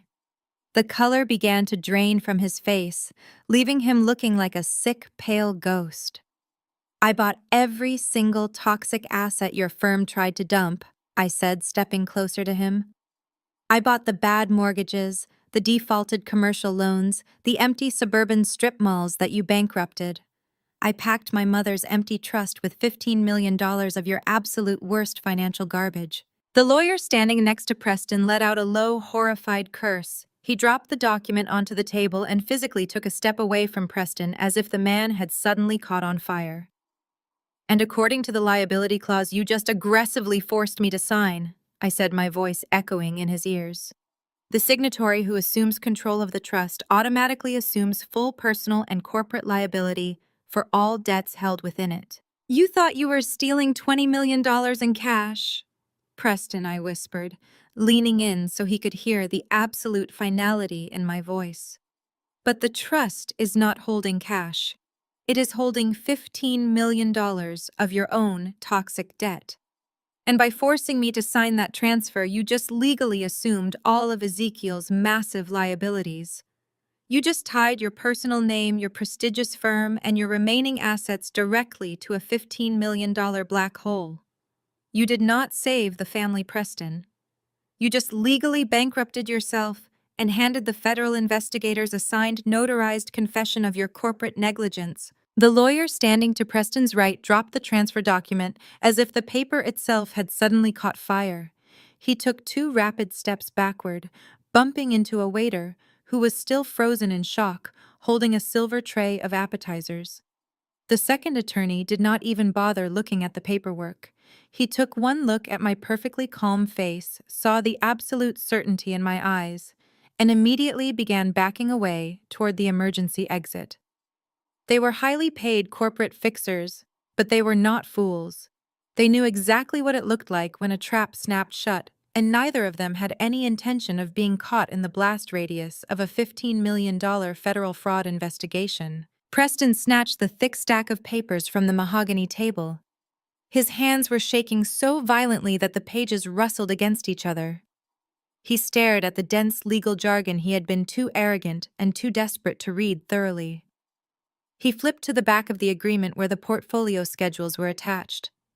His eyes darted across the itemized list of commercial failures, the defaulted loans, the empty strip malls, and the toxic mortgages he thought he had successfully buried. And right at the bottom, next to my signature, was the liability clause he had just enthusiastically stamped with his own corporate seal. He stopped breathing. The ruddy, angry color completely drained from his face, leaving his skin a sickly, translucent gray. He looked like a man who had just stepped off a cliff and was suspended in mid-air, waiting for gravity to pull him down into the abyss. Kiera watched her husband physically crumble. She stood up from her chair, her hands moving from her pregnant belly to her perfectly styled hair, gripping the expensive strands as her flawless world dissolved into pure ash. She stepped toward him, her diamond heels clicking unsteadily on the sticky marble floor. "Preston," she whispered, her voice cracking with a high-pitched, terrifying uncertainty. "Preston, what does she mean? What is a liability clause? Where is the money for my baby?" She reached out and grabbed the sleeve of his bespoke suit, pulling on the expensive fabric like a frightened child seeking reassurance. She expected him to wrap his arm around her. She expected him to flash that confident Wall Street smile and tell her that everything was going to be fine, that he would protect her from her crazy, bitter sister. But Preston did not look at her with love or reassurance. He looked at her with pure, unadulterated disgust. The charming, supportive husband persona he had cultivated for years completely shattered, revealing the ruthless, parasitic monster lurking just beneath the surface. He violently shoved her hands away from his jacket. "Shut up, Kiera," he barked, his voice loud and vicious, echoing off the crystal chandeliers. "Just shut your mouth for 1 single minute." Kiera gasped, stumbling backward and catching herself against the edge of the table. She looked at him as if he had just struck her across the face. "You cannot talk to me like that," she cried, her voice rising to a hysterical, shrill pitch. "I am your wife. We are building a legacy together. You told me we were the most powerful couple in Atlanta. You promised me the pediatric clinic. You promised me the Buckhead estate. Where did my money go, Preston? You gave our future to a casino." Preston turned on her, his face twisted into a mask of ugly, unfiltered hatred. The polite society smile was entirely gone, replaced by a sneering, deeply ingrained prejudice that he had expertly hidden behind his corporate superiority. "Your money." Preston laughed, a harsh, cruel sound that made the surrounding guests flinch. "It was never your money, Kiera. It was stolen church funds that your fraudulent father handed over to me because he was too incompetent to manage his own real estate firm. You actually thought I cared about your fake high society family. You thought I wanted to sit through endless, suffocating Sunday dinners listening to your father preach about salvation while he was secretly funneling me untaxed cash just to keep his own head above water." Kiera let out a small, wounded sob, but Preston stepped closer to her, using his physical size to tower over her trembling frame. He was lashing out like a cornered animal, desperate to inflict pain on the easiest target in the room. "You were nothing but a bankroll." "Kiera," he sneered, leaning down so his face was inches from hers. "You were a convenient, heavily funded prop. A naive, spoiled girl who was so desperate for validation from a white investment broker that you never once questioned where the millions were coming from. I needed capital to cover my losses, and your corrupt father was the easiest mark in the city. You and this entire pathetic family are nothing but a joke to the people I actually do business with. You are a walking ATM, and now that the account is empty, you are completely useless to me." The elite crowd watched in absolute stunned silence as their perfect golden couple tore each other apart. The mayor of Atlanta had completely stopped moving, watching the spectacular implosion of the city's most prominent family. The church elders who had adored Kiera since she was a little girl were staring at Preston with open, undisguised fury. Kiera began to weep openly, her hands covering her face as the utter humiliation washed over her.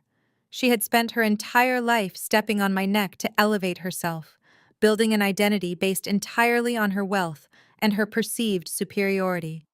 And now the man she had anchored her entire identity to was telling the entire world that she was nothing but a gullible, heavily funded joke. But I was not finished. Preston thought he could deflect his own ruin by tearing down his wife, but he had no idea how deep my preparation went. I reached into my leather tote bag one more time. I bypassed the thick financial dossiers and pulled out a plain, thin manila folder. It did not contain bank statements or routing numbers, but it was infinitely more devastating than anything I had shown them so far. I did not hand this folder to the mayor or the city councilman. I walked gracefully around the table, stepping past Ezekiel, who was still kneeling on the floor, clutching the podium like a drowning man. I walked directly over to Kiera. She looked up at me through her tears, her mascara running down her cheeks in dark, jagged lines. The arrogant golden child had finally been brought low. I held the plain folder out to her. "You might want to look at this before you plan your divorce strategy." "Kiera," I said softly, my voice calm and steady amidst the chaos. "Because you are going to have a very hard time claiming half of his assets when your marriage is not even legally valid." Kiera stared at the folder as if it were a bomb waiting to detonate. Her trembling hands reached out, and she slowly flipped open the heavy paper cover. Inside were dozens of high-resolution 8x10 photographs. They were not corporate headshots or gala pictures. They were candid domestic family photos. She stared at the first image. It was a picture of a beautiful, sprawling colonial home located in a wealthy, manicured suburb of Connecticut. The second photo showed a smiling blonde woman standing on the front porch, holding a golden retriever puppy. The third photo showed Preston Vance wearing casual weekend clothes pushing a young boy on a bicycle while a little girl ran through a sprinkler in the front yard. They looked incredibly happy. They looked exactly like the perfect traditional family Preston pretended to be building in Atlanta. "That is Emily Vance." I explained, my voice carrying clearly through the hushed ballroom, ensuring that every single guest heard the final nail being hammered into Preston's coffin. "She is a lovely woman who thinks her husband travels to Atlanta 5 days a week for corporate consulting. She has been married to Preston for 12 years. They have a 7-year-old son and a 5-year-old daughter."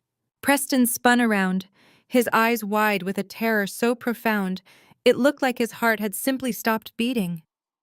He lunged toward me, trying to snatch the folder out of Kiera's hands, but I stepped back smoothly, letting him stumble awkwardly over his own feet. "He never divorced her, Kiera." I continued, my gaze locked on my sister's horrified face. "He just moved down here and found a wealthy megachurch family desperate for corporate validation to fund his double life. He forged his marriage documents in Georgia.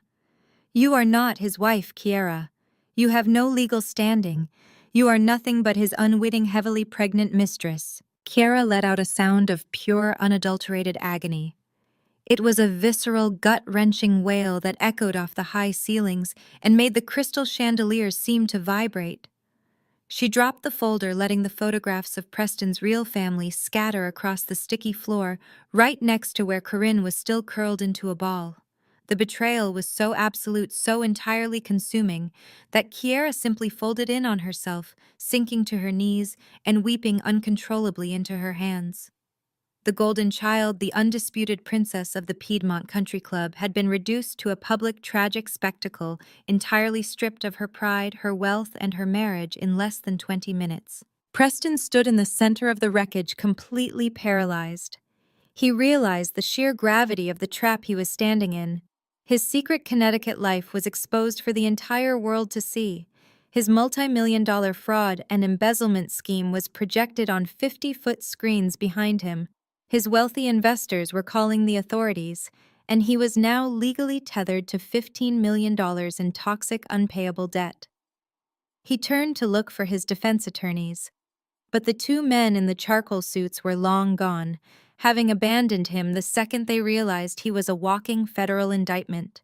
Preston was completely and utterly trapped with absolutely nowhere left to run. The sheer, insurmountable panic finally broke his mind.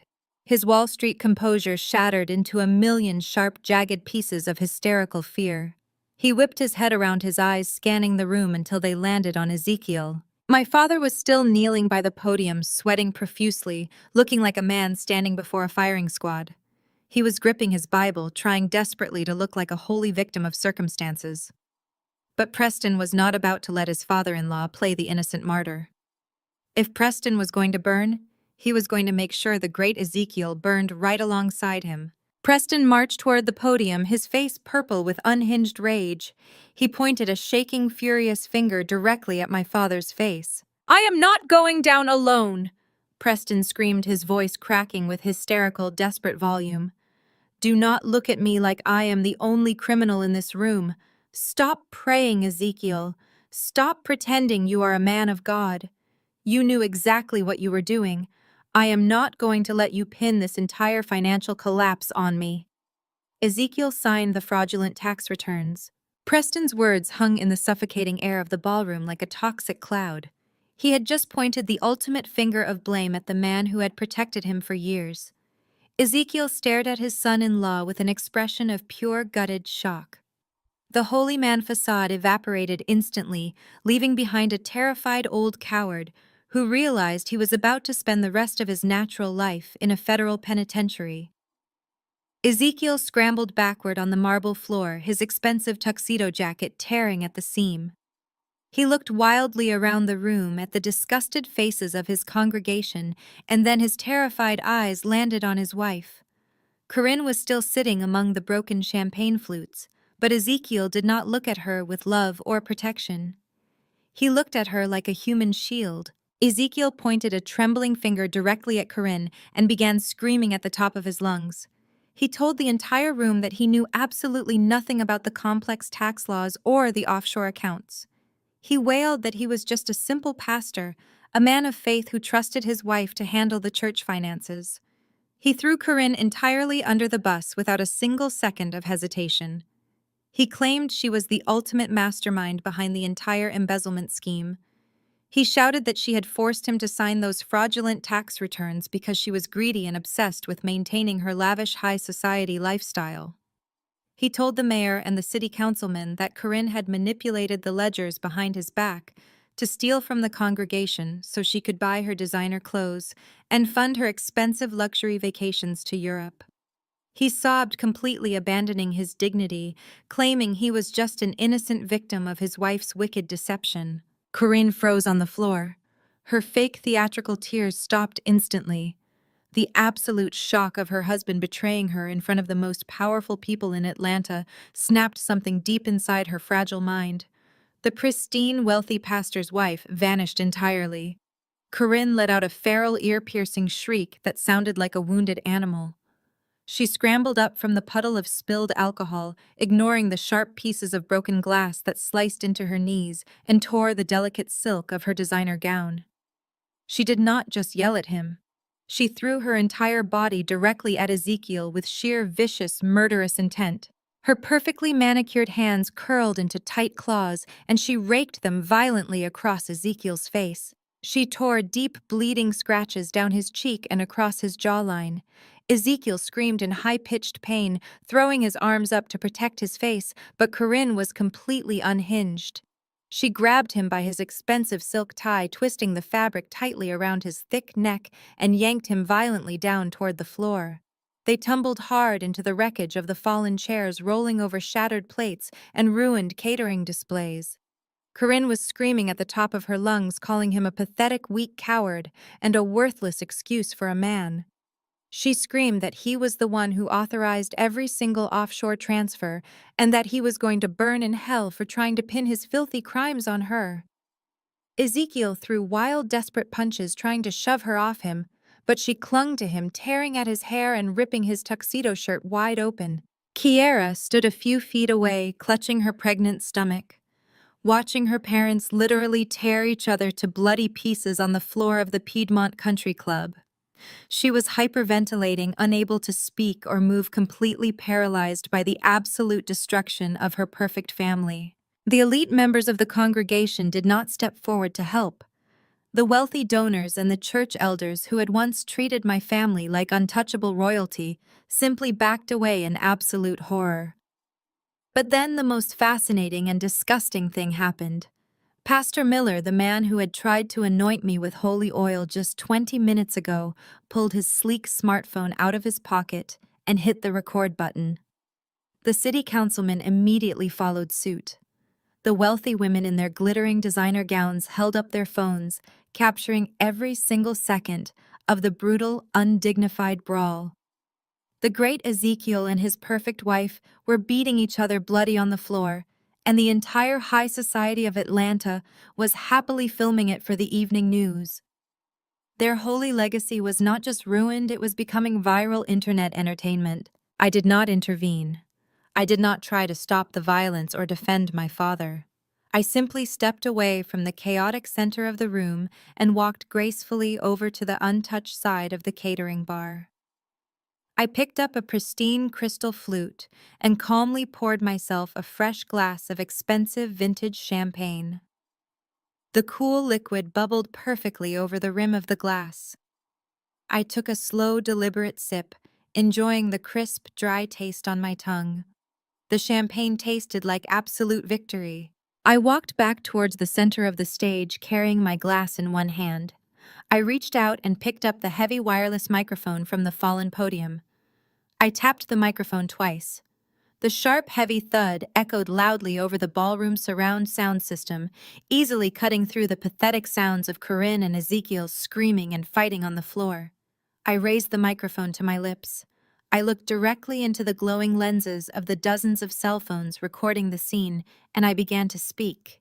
I narrated their entire criminal enterprise with the cold, clinical precision of a federal prosecutor delivering an opening statement. I wanted to make sure that every single person recording this spectacle captured the undeniable legal truth of their massive financial crimes.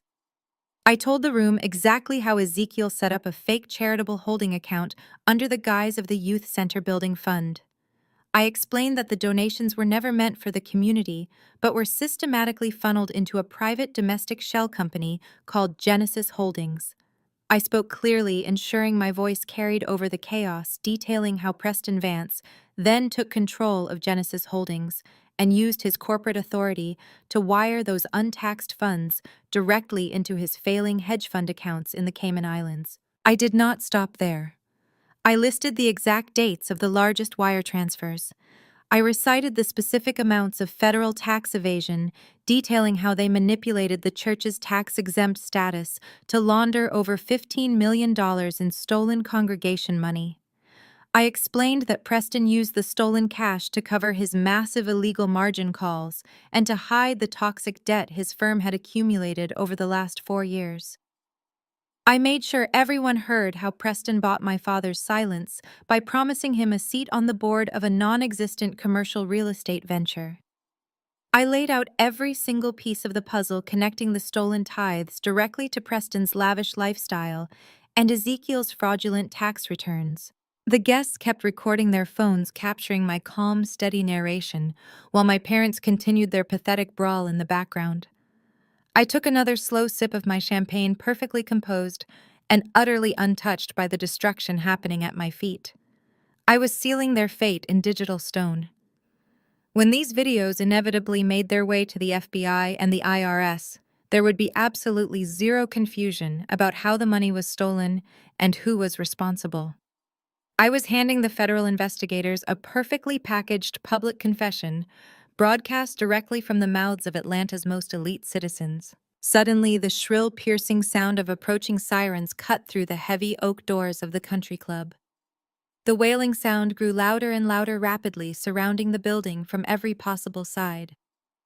Brilliant, flashing red and blue lights began to bounce violently against the tall, arched ballroom windows, painting the crystal chandeliers and the terrified faces of the guests in harsh, shifting colors of police emergency. The authorities had finally arrived. The entire ballroom froze as the reality of the sirens set in. The crowd murmured in genuine panic, stepping further back from the main doors and lowering their phones. Preston, who had been standing completely paralyzed by the sudden collapse of his entire world, slowly lifted his head. He looked at the flashing red and blue lights painting the walls, and then he turned to look at me. His pristine Wall Street facade had entirely melted away, leaving behind a deeply unhinged man who had nothing left to lose. Preston threw his head back and began to laugh. It was not a normal laugh. It was a manic, hysterical roaring sound that shook his entire chest and echoed terribly in the silent room. He pointed a shaking, aggressive finger directly at my face as the emergency lights flashed across his crazed, bloodshot eyes. "I called the police on you, Vivica!" Preston screamed over the deafening sound of the blaring sirens, his voice cracking with pure, desperate madness. "You think you are so smart. You think you won this game, but you are the one going down tonight." I reported you to the federal authorities the second you showed those documents. I told them you hacked my private corporate servers. You stole that financial data illegally to extort my family. You committed federal cybercrimes to get those bank statements, and you are going away to federal prison for corporate espionage and cyber terrorism. I am going to watch them put you in handcuffs right now and lock you away in a dark cell where you belong. The heavy oak doors of the ballroom were violently thrown open. A flood of federal agents swarmed into the opulent space, moving with a terrifying, practiced efficiency. They wore dark tactical windbreakers with the bright yellow letters of the FBI and the IRS stamped clearly across their backs. The harsh reality of federal law enforcement crashed headfirst into the glittering fantasy of Atlanta high society. Wealthy donors screamed and scrambled backward, knocking over towering crystal centerpieces and abandoning their expensive designer clutch purses on the sticky marble floor. The harsh flashing red and blue lights from the emergency vehicles outside pulsed violently through the tall arched ballroom windows, painting the terrified faces of the congregation in shifting colors of absolute panic. Preston stood up straighter, adjusting the lapels of his ruined bespoke suit. He actually smiled. He looked at the armed federal agents storming the room, and his deeply ingrained arrogance blinded him completely to his own reality. He truly believed his status and his wealth made him untouchable. He pointed a long, trembling finger directly at my chest and began shouting orders at the federal investigators as if they were his own private security team. "Arrest her!" Preston bellowed, his voice carrying over the chaos of the panicked crowd. "She is the one you want. She hacked my corporate servers. She committed federal cybercrimes. I am Preston Vance, and I demand you take this woman into custody immediately." The agents did not even look at him. They moved straight past the weeping society wives and the terrified city councilmen, securing all the exits and physically blocking the elevators. Preston kept shouting, repeating his name and his prestigious title, expecting the world to bow to his command, just like it always did. While Preston was busy barking useless orders at the federal government, my father had finally realized the absolute gravity of the situation. Ezekiel did not care about Preston. He did not care about Corinne, who was still sobbing hysterically on the marble floor amidst the shattered glass. Ezekiel only cared about saving his own skin. I watched my father quietly slip away from the overturned head table. He ducked behind a massive, towering floral arrangement and began creeping toward the heavy swinging doors of the catering kitchen. He thought he could just disappear into the shadows and abandon his family to face the federal indictments alone. He pushed open the kitchen door, his eyes wide with cowardly desperation, but he did not make it far. A massive federal agent stepped out from the shadows of the service hallway. Ezekiel let out a pathetic, high-pitched squeal and tried to turn around and run, but the agent was incredibly fast. He grabbed my father by the collar of his expensive torn tuxedo and slammed him violently against the stainless steel wall of the kitchen entrance. Ezekiel crumpled to the floor, wheezing and sputtering as the agent pressed a heavy tactical boot into his back, pulling his arms roughly behind him. The great holy prophet of Atlanta was pinned to the greasy floor next to a tray of discarded appetizers, whining about his bad back, while cold steel handcuffs were ratcheted tightly around his wrists. Back in the main ballroom, Preston was losing his mind. He stomped his expensive leather shoe against the floor, demanding that someone listen to him. The lead FBI agent, a tall, imposing woman with sharp eyes and a completely unreadable expression, walked directly toward the center of the room. Preston puffed out his chest, preparing to give his official statement as a wealthy victim of cyber terrorism. The agent walked right past him. She did not even acknowledge his existence. She stopped directly in front of me. The entire ballroom held its collective breath, waiting to see me placed in handcuffs. Kiera was watching with wide, terrified eyes, hoping against hope that her husband was right, and that I was the one going to federal prison. The lead agent looked at me and reached out her right hand. I took it, and we shook hands firmly in front of the entire stunned congregation. "Good evening, Ms. Williams," the agent said, her voice carrying clearly through the silent room. "We received the encrypted drive and the hard copies of the offshore routing numbers you transmitted. Excellent work as always. Preston staggered backward, hitting the edge of the stage behind him. He looked like the air had been physically punched out of his lungs. His jaw worked uselessly, trying to form words that his panicked brain could no longer process. Corinne stopped weeping and simply stared at the federal agent, shaking my hand in pure bewildered horror. "You cannot do that!" Preston stammered, his voice reduced to a pathetic, high-pitched wheeze. "She is a criminal. She stole my data." I raised the heavy wireless microphone to my lips one more time. I looked at the broken, pathetic remnants of my family and I delivered the final devastating truth. "I forgot to mention my actual job title to you earlier this evening," I said, my voice smooth and utterly devoid of mercy. "I told you that I am the Chief Executive Officer of Apex Acquisitions. That part is entirely true.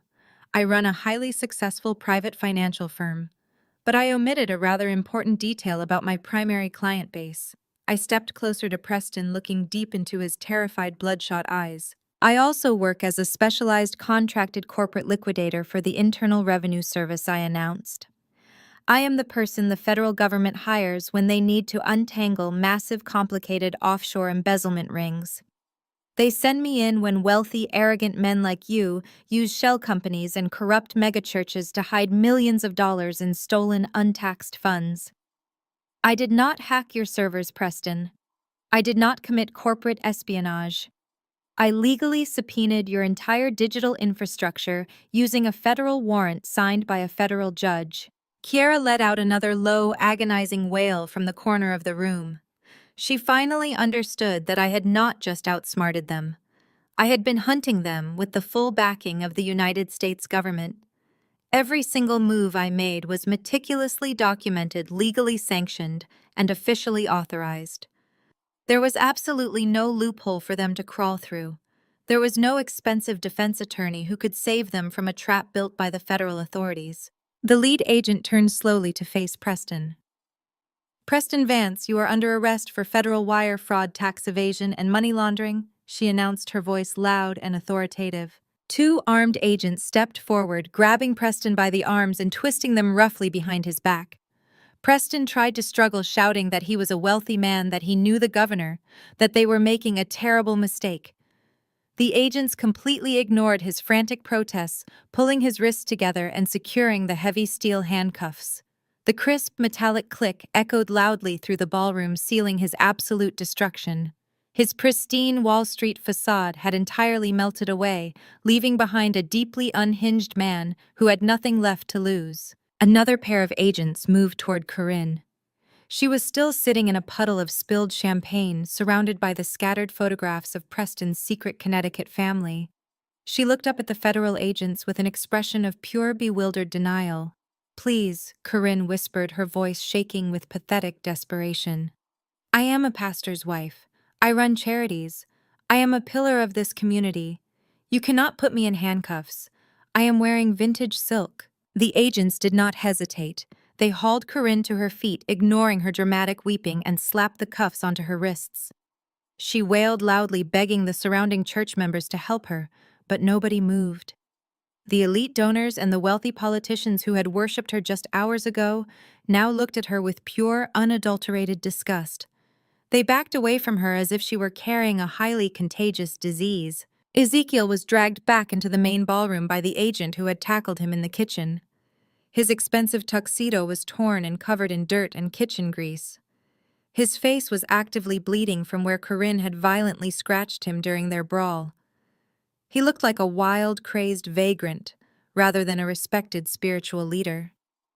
When he saw Preston and Corinne standing in handcuffs, his mind finally snapped. The sheer reality of losing his wealth, his holy status, and his freedom drove him into a state of absolute delusional hysteria. He began thrashing wildly against the federal agents, screaming at the top of his lungs.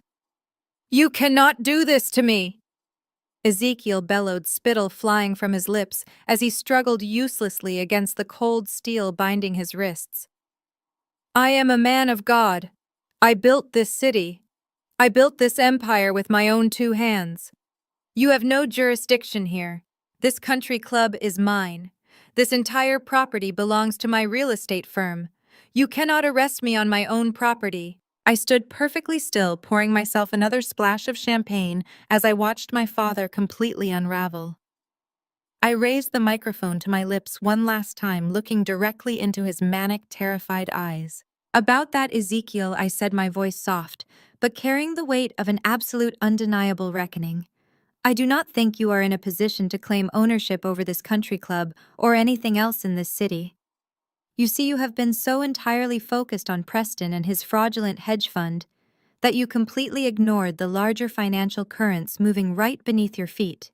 You thought you were the smartest man in the room, but you never once stopped to consider who was actually funding the loans that kept your precious real estate empire afloat. Before Ezekiel could even begin to process the implication of my words, the heavy oak doors at the far end of the ballroom swung open with a massive, resounding thud. The sound was so violent and unexpected that the federal agents instinctively reached for their sidearms, and the remaining high society guests let out a collective gasp of terror. The flashing red and blue lights from the police cruisers outside poured through the open doorway, casting long, dramatic shadows across the sticky marble floor. A man stepped through the threshold. He did not look like the dangerous criminal Ezekiel had described to Kiera all those years ago. He did not look like a thug or a low-level street enforcer. He was wearing a charcoal gray bespoke Tom Ford suit that fit his broad shoulders with immaculate precision. His silver hair was perfectly styled, and his posture radiated a terrifying, effortless authority that made every single person in the room instantly hold their breath. He walked with the slow, measured gait of a man who owned the entire world and knew exactly how to dismantle it piece by piece. He was flanked by 4 massive men in dark suits who moved with the silent, lethal coordination of elite private security. They fanned out behind him, securing the entrance and watching the room with cold, calculating eyes. The federal agents, who had been so aggressive just moments ago, immediately stepped back, parting like the Red Sea to let the man pass. They recognized absolute power when they saw it. The mayor of Atlanta, who had been cowering near the overturned catering tables, let out a loud, audible gasp. His face drained of all remaining color, and he physically stumbled backward, knocking over a broken chair. He recognized the man instantly. Everyone in the elite tiers of the global financial world knew the face of Jeremiah Vance. He was not just a wealthy investor. He was an elusive phantom, a billionaire magnate who controlled international shipping lines, vast real estate portfolios, and private equity firms across 3 different continents. He was a man who toppled governments and bankrupted rival corporations before breakfast, and he was walking directly toward my handcuffed father. Ezekiel stared at the man approaching him, and the last shred of his sanity completely evaporated. His eyes bulged in their sockets, and his jaw dropped open in pure, unadulterated horror. He recognized the face.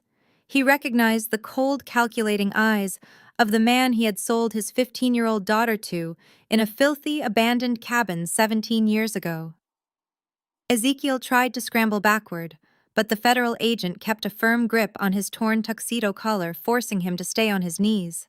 "You," Ezekiel choked out, his voice nothing more than a ragged, terrified whisper. "It cannot be you.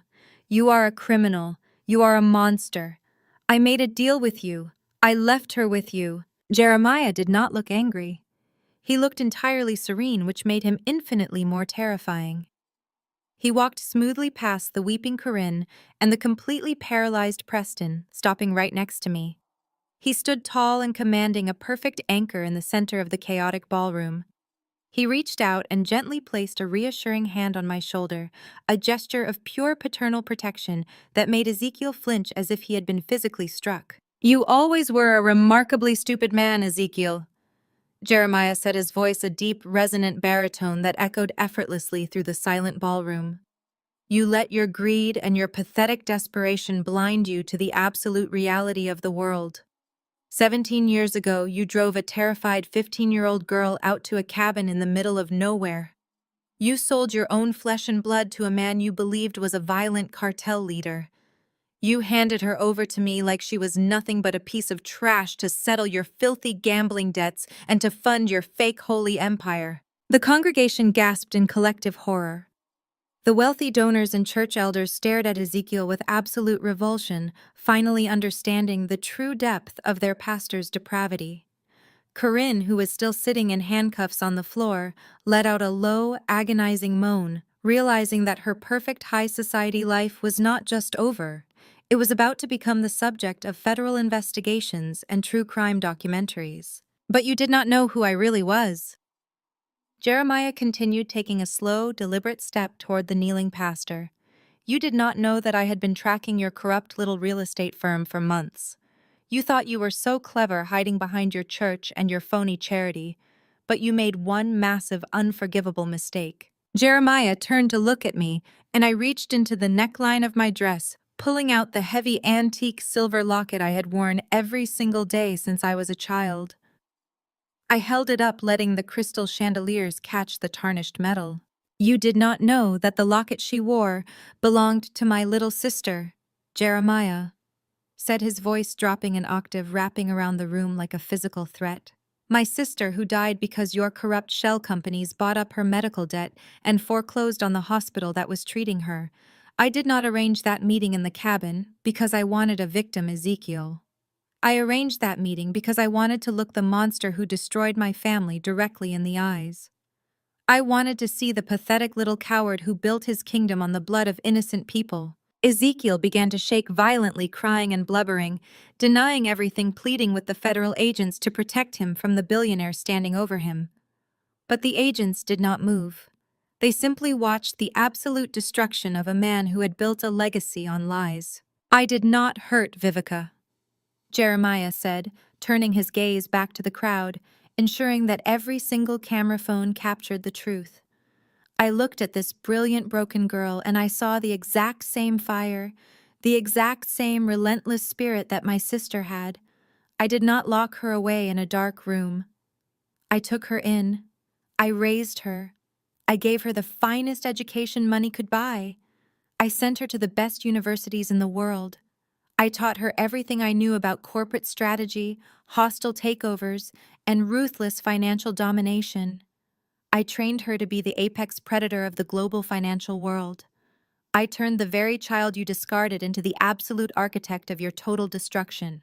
Kiera, who was still huddled near the broken catering table, clutching her pregnant belly, let out a loud, hysterical sob. Her entire identity had been built on being the golden child, the chosen daughter, the one who got the country club wedding and the wealthy investment broker husband. Now, she was staring at the sister she had mocked and abused, realizing that I was not just successful. I was the heir to a billionaire empire. I was untouchable. And she was nothing but the pregnant unwed mistress of a federal criminal. Preston struggled against his handcuffs, glaring at Jeremiah with toxic disbelief. "This is insane," Preston shouted, spittle flying from his mouth. "You cannot just come in here and claim you own everything. I am an investment banker. I know how the laws work. You cannot just take over our assets because you have money. We have legal rights. We have property deeds." Jeremiah turned his cold gaze toward Preston, and a slow, chilling smile spread across his face. He reached inside the breast pocket of his bespoke suit and pulled out a thick stack of heavy legal documents bound in red leather. He did not hand them to Preston. He held them up for the entire ballroom to see. "You really should have paid more attention to who was buying up your toxic debt," Preston Jeremiah said smoothly. "When your hedge funds started collapsing, you desperately sought private equity loans to cover your tracks. You thought you found a generous offshore investor willing to bail you out, but you were actually signing over the master deeds to every single asset you and your fraudulent father-in-law ever touched." Jeremiah stepped forward and dropped the heavy stack of documents directly onto the marble floor, right in front of Ezekiel's bleeding face. "Today, my niece and I legally purchased the majority debt on your failing hedge fund," Jeremiah announced, his voice booming with finality. "We bought the debt on Genesis Holdings. We bought the debt on your ridiculous suburban mansion. And most importantly, we bought the master deed to this very country club. You do not own a single brick of this building, Ezekiel. You are trespassing on our private property." The silence that followed was absolute. The sheer magnitude of the takeover paralyzed every single person in the room. There was no loophole left to exploit. There was no defense attorney who could argue their way out of this. Ezekiel, Corinne, and Preston were entirely surrounded by federal agents bound in steel handcuffs and completely stripped of every single dime they had ever stolen. "Take them off my property," I said, looking directly at the lead FBI agent. "The stench of their failure is ruining my champagne." The agents hauled Ezekiel, Corinne, and Preston to their feet, roughly pushing them toward the exit. Ezekiel was sobbing loudly, begging for forgiveness, begging for a second chance, pleading with God to save him. Corinne was screaming at the photographers, demanding they stop filming her ruined dress and her smeared makeup. Preston was completely silent, his eyes wide and vacant, finally shattered by the realization that he was going to spend the best years of his life in a federal cell. Kiera tried to follow them, crying out for her mother, but a federal agent held up a hand, stopping her in her tracks. She collapsed against the wall, sliding down until she was sitting on the floor alone, disgraced and utterly ruined. The Golden family of Atlanta was gone, completely erased from the elite society they had ruled with such cruel arrogance. Jeremiah turned to me, his eyes shining with profound pride. He offered me his arm, and I took it, linking my hand through his. We did not look back as we walked gracefully out of the ballroom, stepping over the shattered glass and the ruined remnants of the gala. The flashing red and blue lights illuminated our path as we walked out into the cool night air, leaving the ashes of my past far behind us. The reckoning was complete. The ultimate payoff had been delivered, and I had finally claimed the brilliant, untouchable future I was always meant to have. The heavy steel doors of the country club stood wide open as the federal agents hauled my parents through the crowd. Ezekiel was no longer the powerful, commanding pastor of the largest megachurch in Atlanta. He was just a broken, terrified old man stumbling over his own feet. His expensive tuxedo was torn and stained with spilled wine, and his face was bleeding from where Corinne had clawed him. He kept looking back over his shoulder, his eyes wide and pleading, begging the wealthy donors and the city councilmen to intervene. He cried out to the mayor, telling him they were brothers and that he needed help. The mayor simply turned his back and walked away. Every single person in that elite congregation watched in absolute disgusted silence as their spiritual leader was paraded out like a common thief. Corinne was dragged right behind him. The pristine, polished image she had cultivated for 30 years was entirely, completely destroyed. Her designer gown was ripped and soaked in expensive champagne. Her perfect hair was a tangled, messy knot, and her mascara ran down her cheeks in thick, dark lines. She was weeping hysterically, but nobody offered her a tissue or a word of comfort. The high society women who used to hang on her every word now held up their smartphones, recording her ultimate public humiliation. They captured every pathetic sob and every desperate plea as the federal agents pushed her out the front doors and into the flashing red and blue lights of the waiting police cruisers. The heavy doors slammed shut behind them, severing my parents from polite society forever. Preston was the last to go. The charismatic Wall Street broker who thought he could outsmart the federal government and steal millions of dollars was completely paralyzed by the reality of his own ruin. The agents practically had to carry him because his legs simply stopped working. He stared blankly at the floor, his mind entirely shattered by the sheer magnitude of the trap he had walked into. He knew his secret life in Connecticut was over. He knew his fraudulent hedge fund was dismantled. He knew he was going to spend decades in a federal prison cell. He did not look at me, and he certainly did not look at Kiera. He just let the agents drag him away into the cold, dark night. The ballroom suddenly felt incredibly vast and hollow. The music had stopped long ago, and the only sound left was the quiet murmuring of the remaining guests as they hastily gathered their coats and moved toward the exits. They wanted to get as far away from the wreckage of the Williams family as possible. Within minutes, the massive, opulent room was nearly empty, leaving behind only overturned chairs, shattered crystal glasses, and the undeniable stench of a ruined empire. And right in the middle of all that destruction sat Kiera. My younger sister was huddled on the sticky marble floor, clutching her pregnant belly with trembling hands. Her diamond heels were kicked off and tossed carelessly near a broken catering tray. She was sobbing so hard that her entire body shook violently. The golden child, the undisputed princess of our family, had lost absolutely everything in less than an hour. Her wealthy, handsome husband was a federal criminal with a secret family. Her massive bank accounts were frozen. Her parents were sitting in the back of a police car. Her pristine social status was completely eradicated. She was entirely alone. I walked slowly across the room, my heels clicking softly against the marble. I stepped over a torn piece of floral arrangement and stopped right in front of her. Kiera slowly lifted her head. Her face was red and blotchy, her eyes swollen from crying. She looked up at me, and for the first time in her entire life, there was no arrogance, no superiority, and no mocking sneer. There was only pure, unadulterated terror. She looked at the sister she had bullied and tormented for years, and she finally realized that I held her entire future in the palm of my hand. "You took everything," she whispered, her voice cracking and raw. "You took my husband and my money and my family. What am I supposed to do now, Vivica? Where am I supposed to go? I have a baby coming. I have nothing left." I looked down at her, and I did not feel a single ounce of pity. I did not feel sadness or anger. I just felt a deep, profound emptiness when I looked at the girl who had happily watched my mother throw me out of the house like a piece of trash. "You did this to yourself, Kiera," I said, my voice calm and perfectly steady in the quiet ballroom.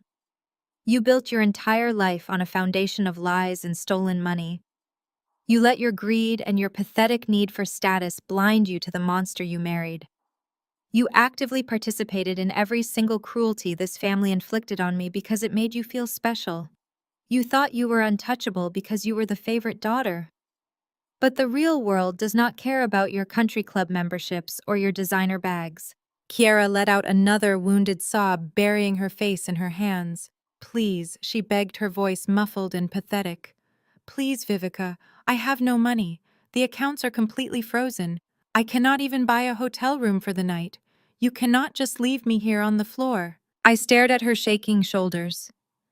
I thought about that cold, terrifying night 15 years ago. I thought about standing in the massive international terminal, surrounded by thousands of strangers clutching a useless $200 bill, while my mother walked away without looking back. I remembered the sheer, suffocating panic of realizing I was completely abandoned by the people who were supposed to protect me. I reached into my designer clutch and pulled out a small, sleek keycard. I tossed it onto the marble floor right next to her trembling hands. It landed with a soft plastic clatter. "I am not going to leave you with $200 at an airport like they did to me," I said, looking down at her tear-stained face. "I am not a monster, Kiera. I am not going to let you sleep on the street while you are pregnant. That keycard is for a corporate apartment downtown. It is paid for the next 30 days. The refrigerator is stocked, and the utilities are covered. It is a clean, safe place for you to figure out what you are going to do next." Kiera stared at the keycard as if it were a mirage. She slowly reached out, her shaking fingers brushing against the plastic. She looked back up at me, her eyes wide with confused, desperate gratitude. "Thank you," she whispered, her voice barely audible. "Thank you, Vivica. I promise I will pay you back." I held up a hand, stopping her pathetic apologies. "Do not thank me," I said, my tone dropping to a cold, absolute freeze. "That apartment is the absolute limit of my generosity, and it comes with a strict condition. You have exactly 24 hours to clear all of your personal belongings out of my property. You will pack your clothes, and you will vacate the estate by tomorrow evening. If you try to take any art, any furniture, or anything purchased with stolen funds, my private security team will have you arrested for trespassing and theft. Do you understand me, Kiera?" She nodded frantically, clutching the keycard to her chest. "I understand," she sobbed. "I will be gone. I promise I will be gone." "Good," I said, turning away from her. "Now get off my floor." Kiera scrambled to her feet, grabbing her discarded heels. She did not say another word. She just kept her head down and practically ran toward the heavy oak doors, fleeing the ballroom and disappearing into the cold night. She was finally gone, and the last toxic remnant of my past was completely erased. The grand ballroom was entirely empty now. The federal agents had finished their sweep, and the local police had cleared the perimeter. The chaotic, terrible energy that had suffocated me all evening had completely evaporated. The oppressive fake atmosphere of the Atlanta elite was entirely gone, leaving behind a massive quiet space that felt incredibly peaceful. I stood alone in the center of the room, surrounded by the wreckage of the gala. I reached up and gently touched the heavy antique silver locket resting against my collarbone. The cool metal felt grounding, a solid reminder of everything I had survived and everything I had built. I closed my eyes for a brief second, letting the profound silence wash over me. The war was over. The battle I had been fighting since I was a terrified 15-year-old girl was finally officially won. A slow, steady footstep echoed across the marble floor. I opened my eyes and turned around. Jeremiah was walking toward me, his hands casually tucked into the pockets of his bespoke suit. His private security team had waited outside, giving us the entire ballroom to ourselves. He stopped a few feet away, looking at the overturned tables, the spilled champagne, and the scattered floral arrangements.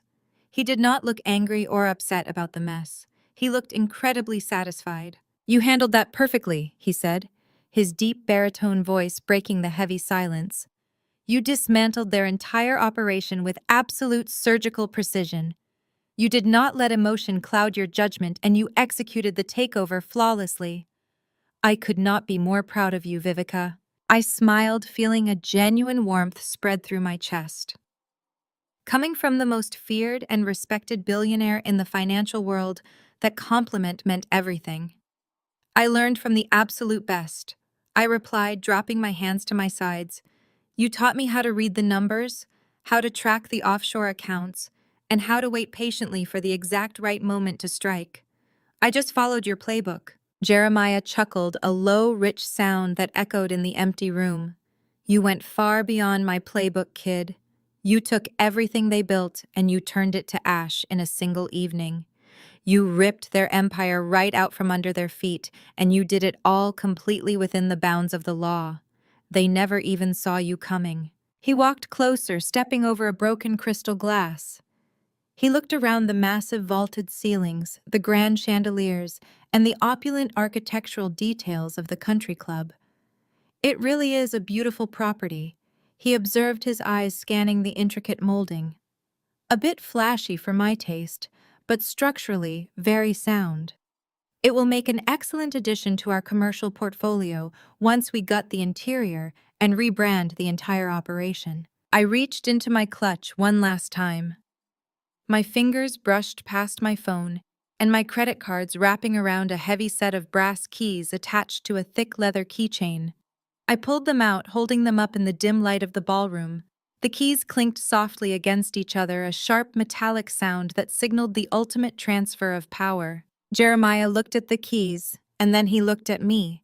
His eyes were soft, reflecting the deep paternal bond we had built over the last 17 years. He had taken in a broken, discarded child, and he had raised a conqueror. He had given me the tools to exact my revenge, and he had stood by my side while I executed it. "Ready to go home, kid?" Jeremiah asked, a gentle smile touching the corners of his mouth. I looked at the heavy brass keys resting in the palm of my hand. I thought about the massive suburban estate sitting empty across town. I thought about this sprawling, luxurious country club. I thought about the millions of dollars in recovered assets that were now legally secured under my corporate holding company.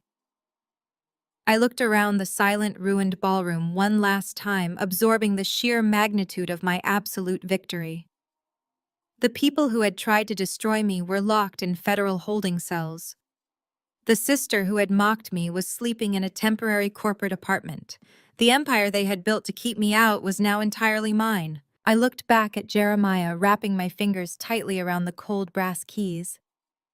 I smiled, and it was the most genuine, unburdened smile I had ever felt. "I am home," I said, my voice ringing with total absolute certainty. "And I own it."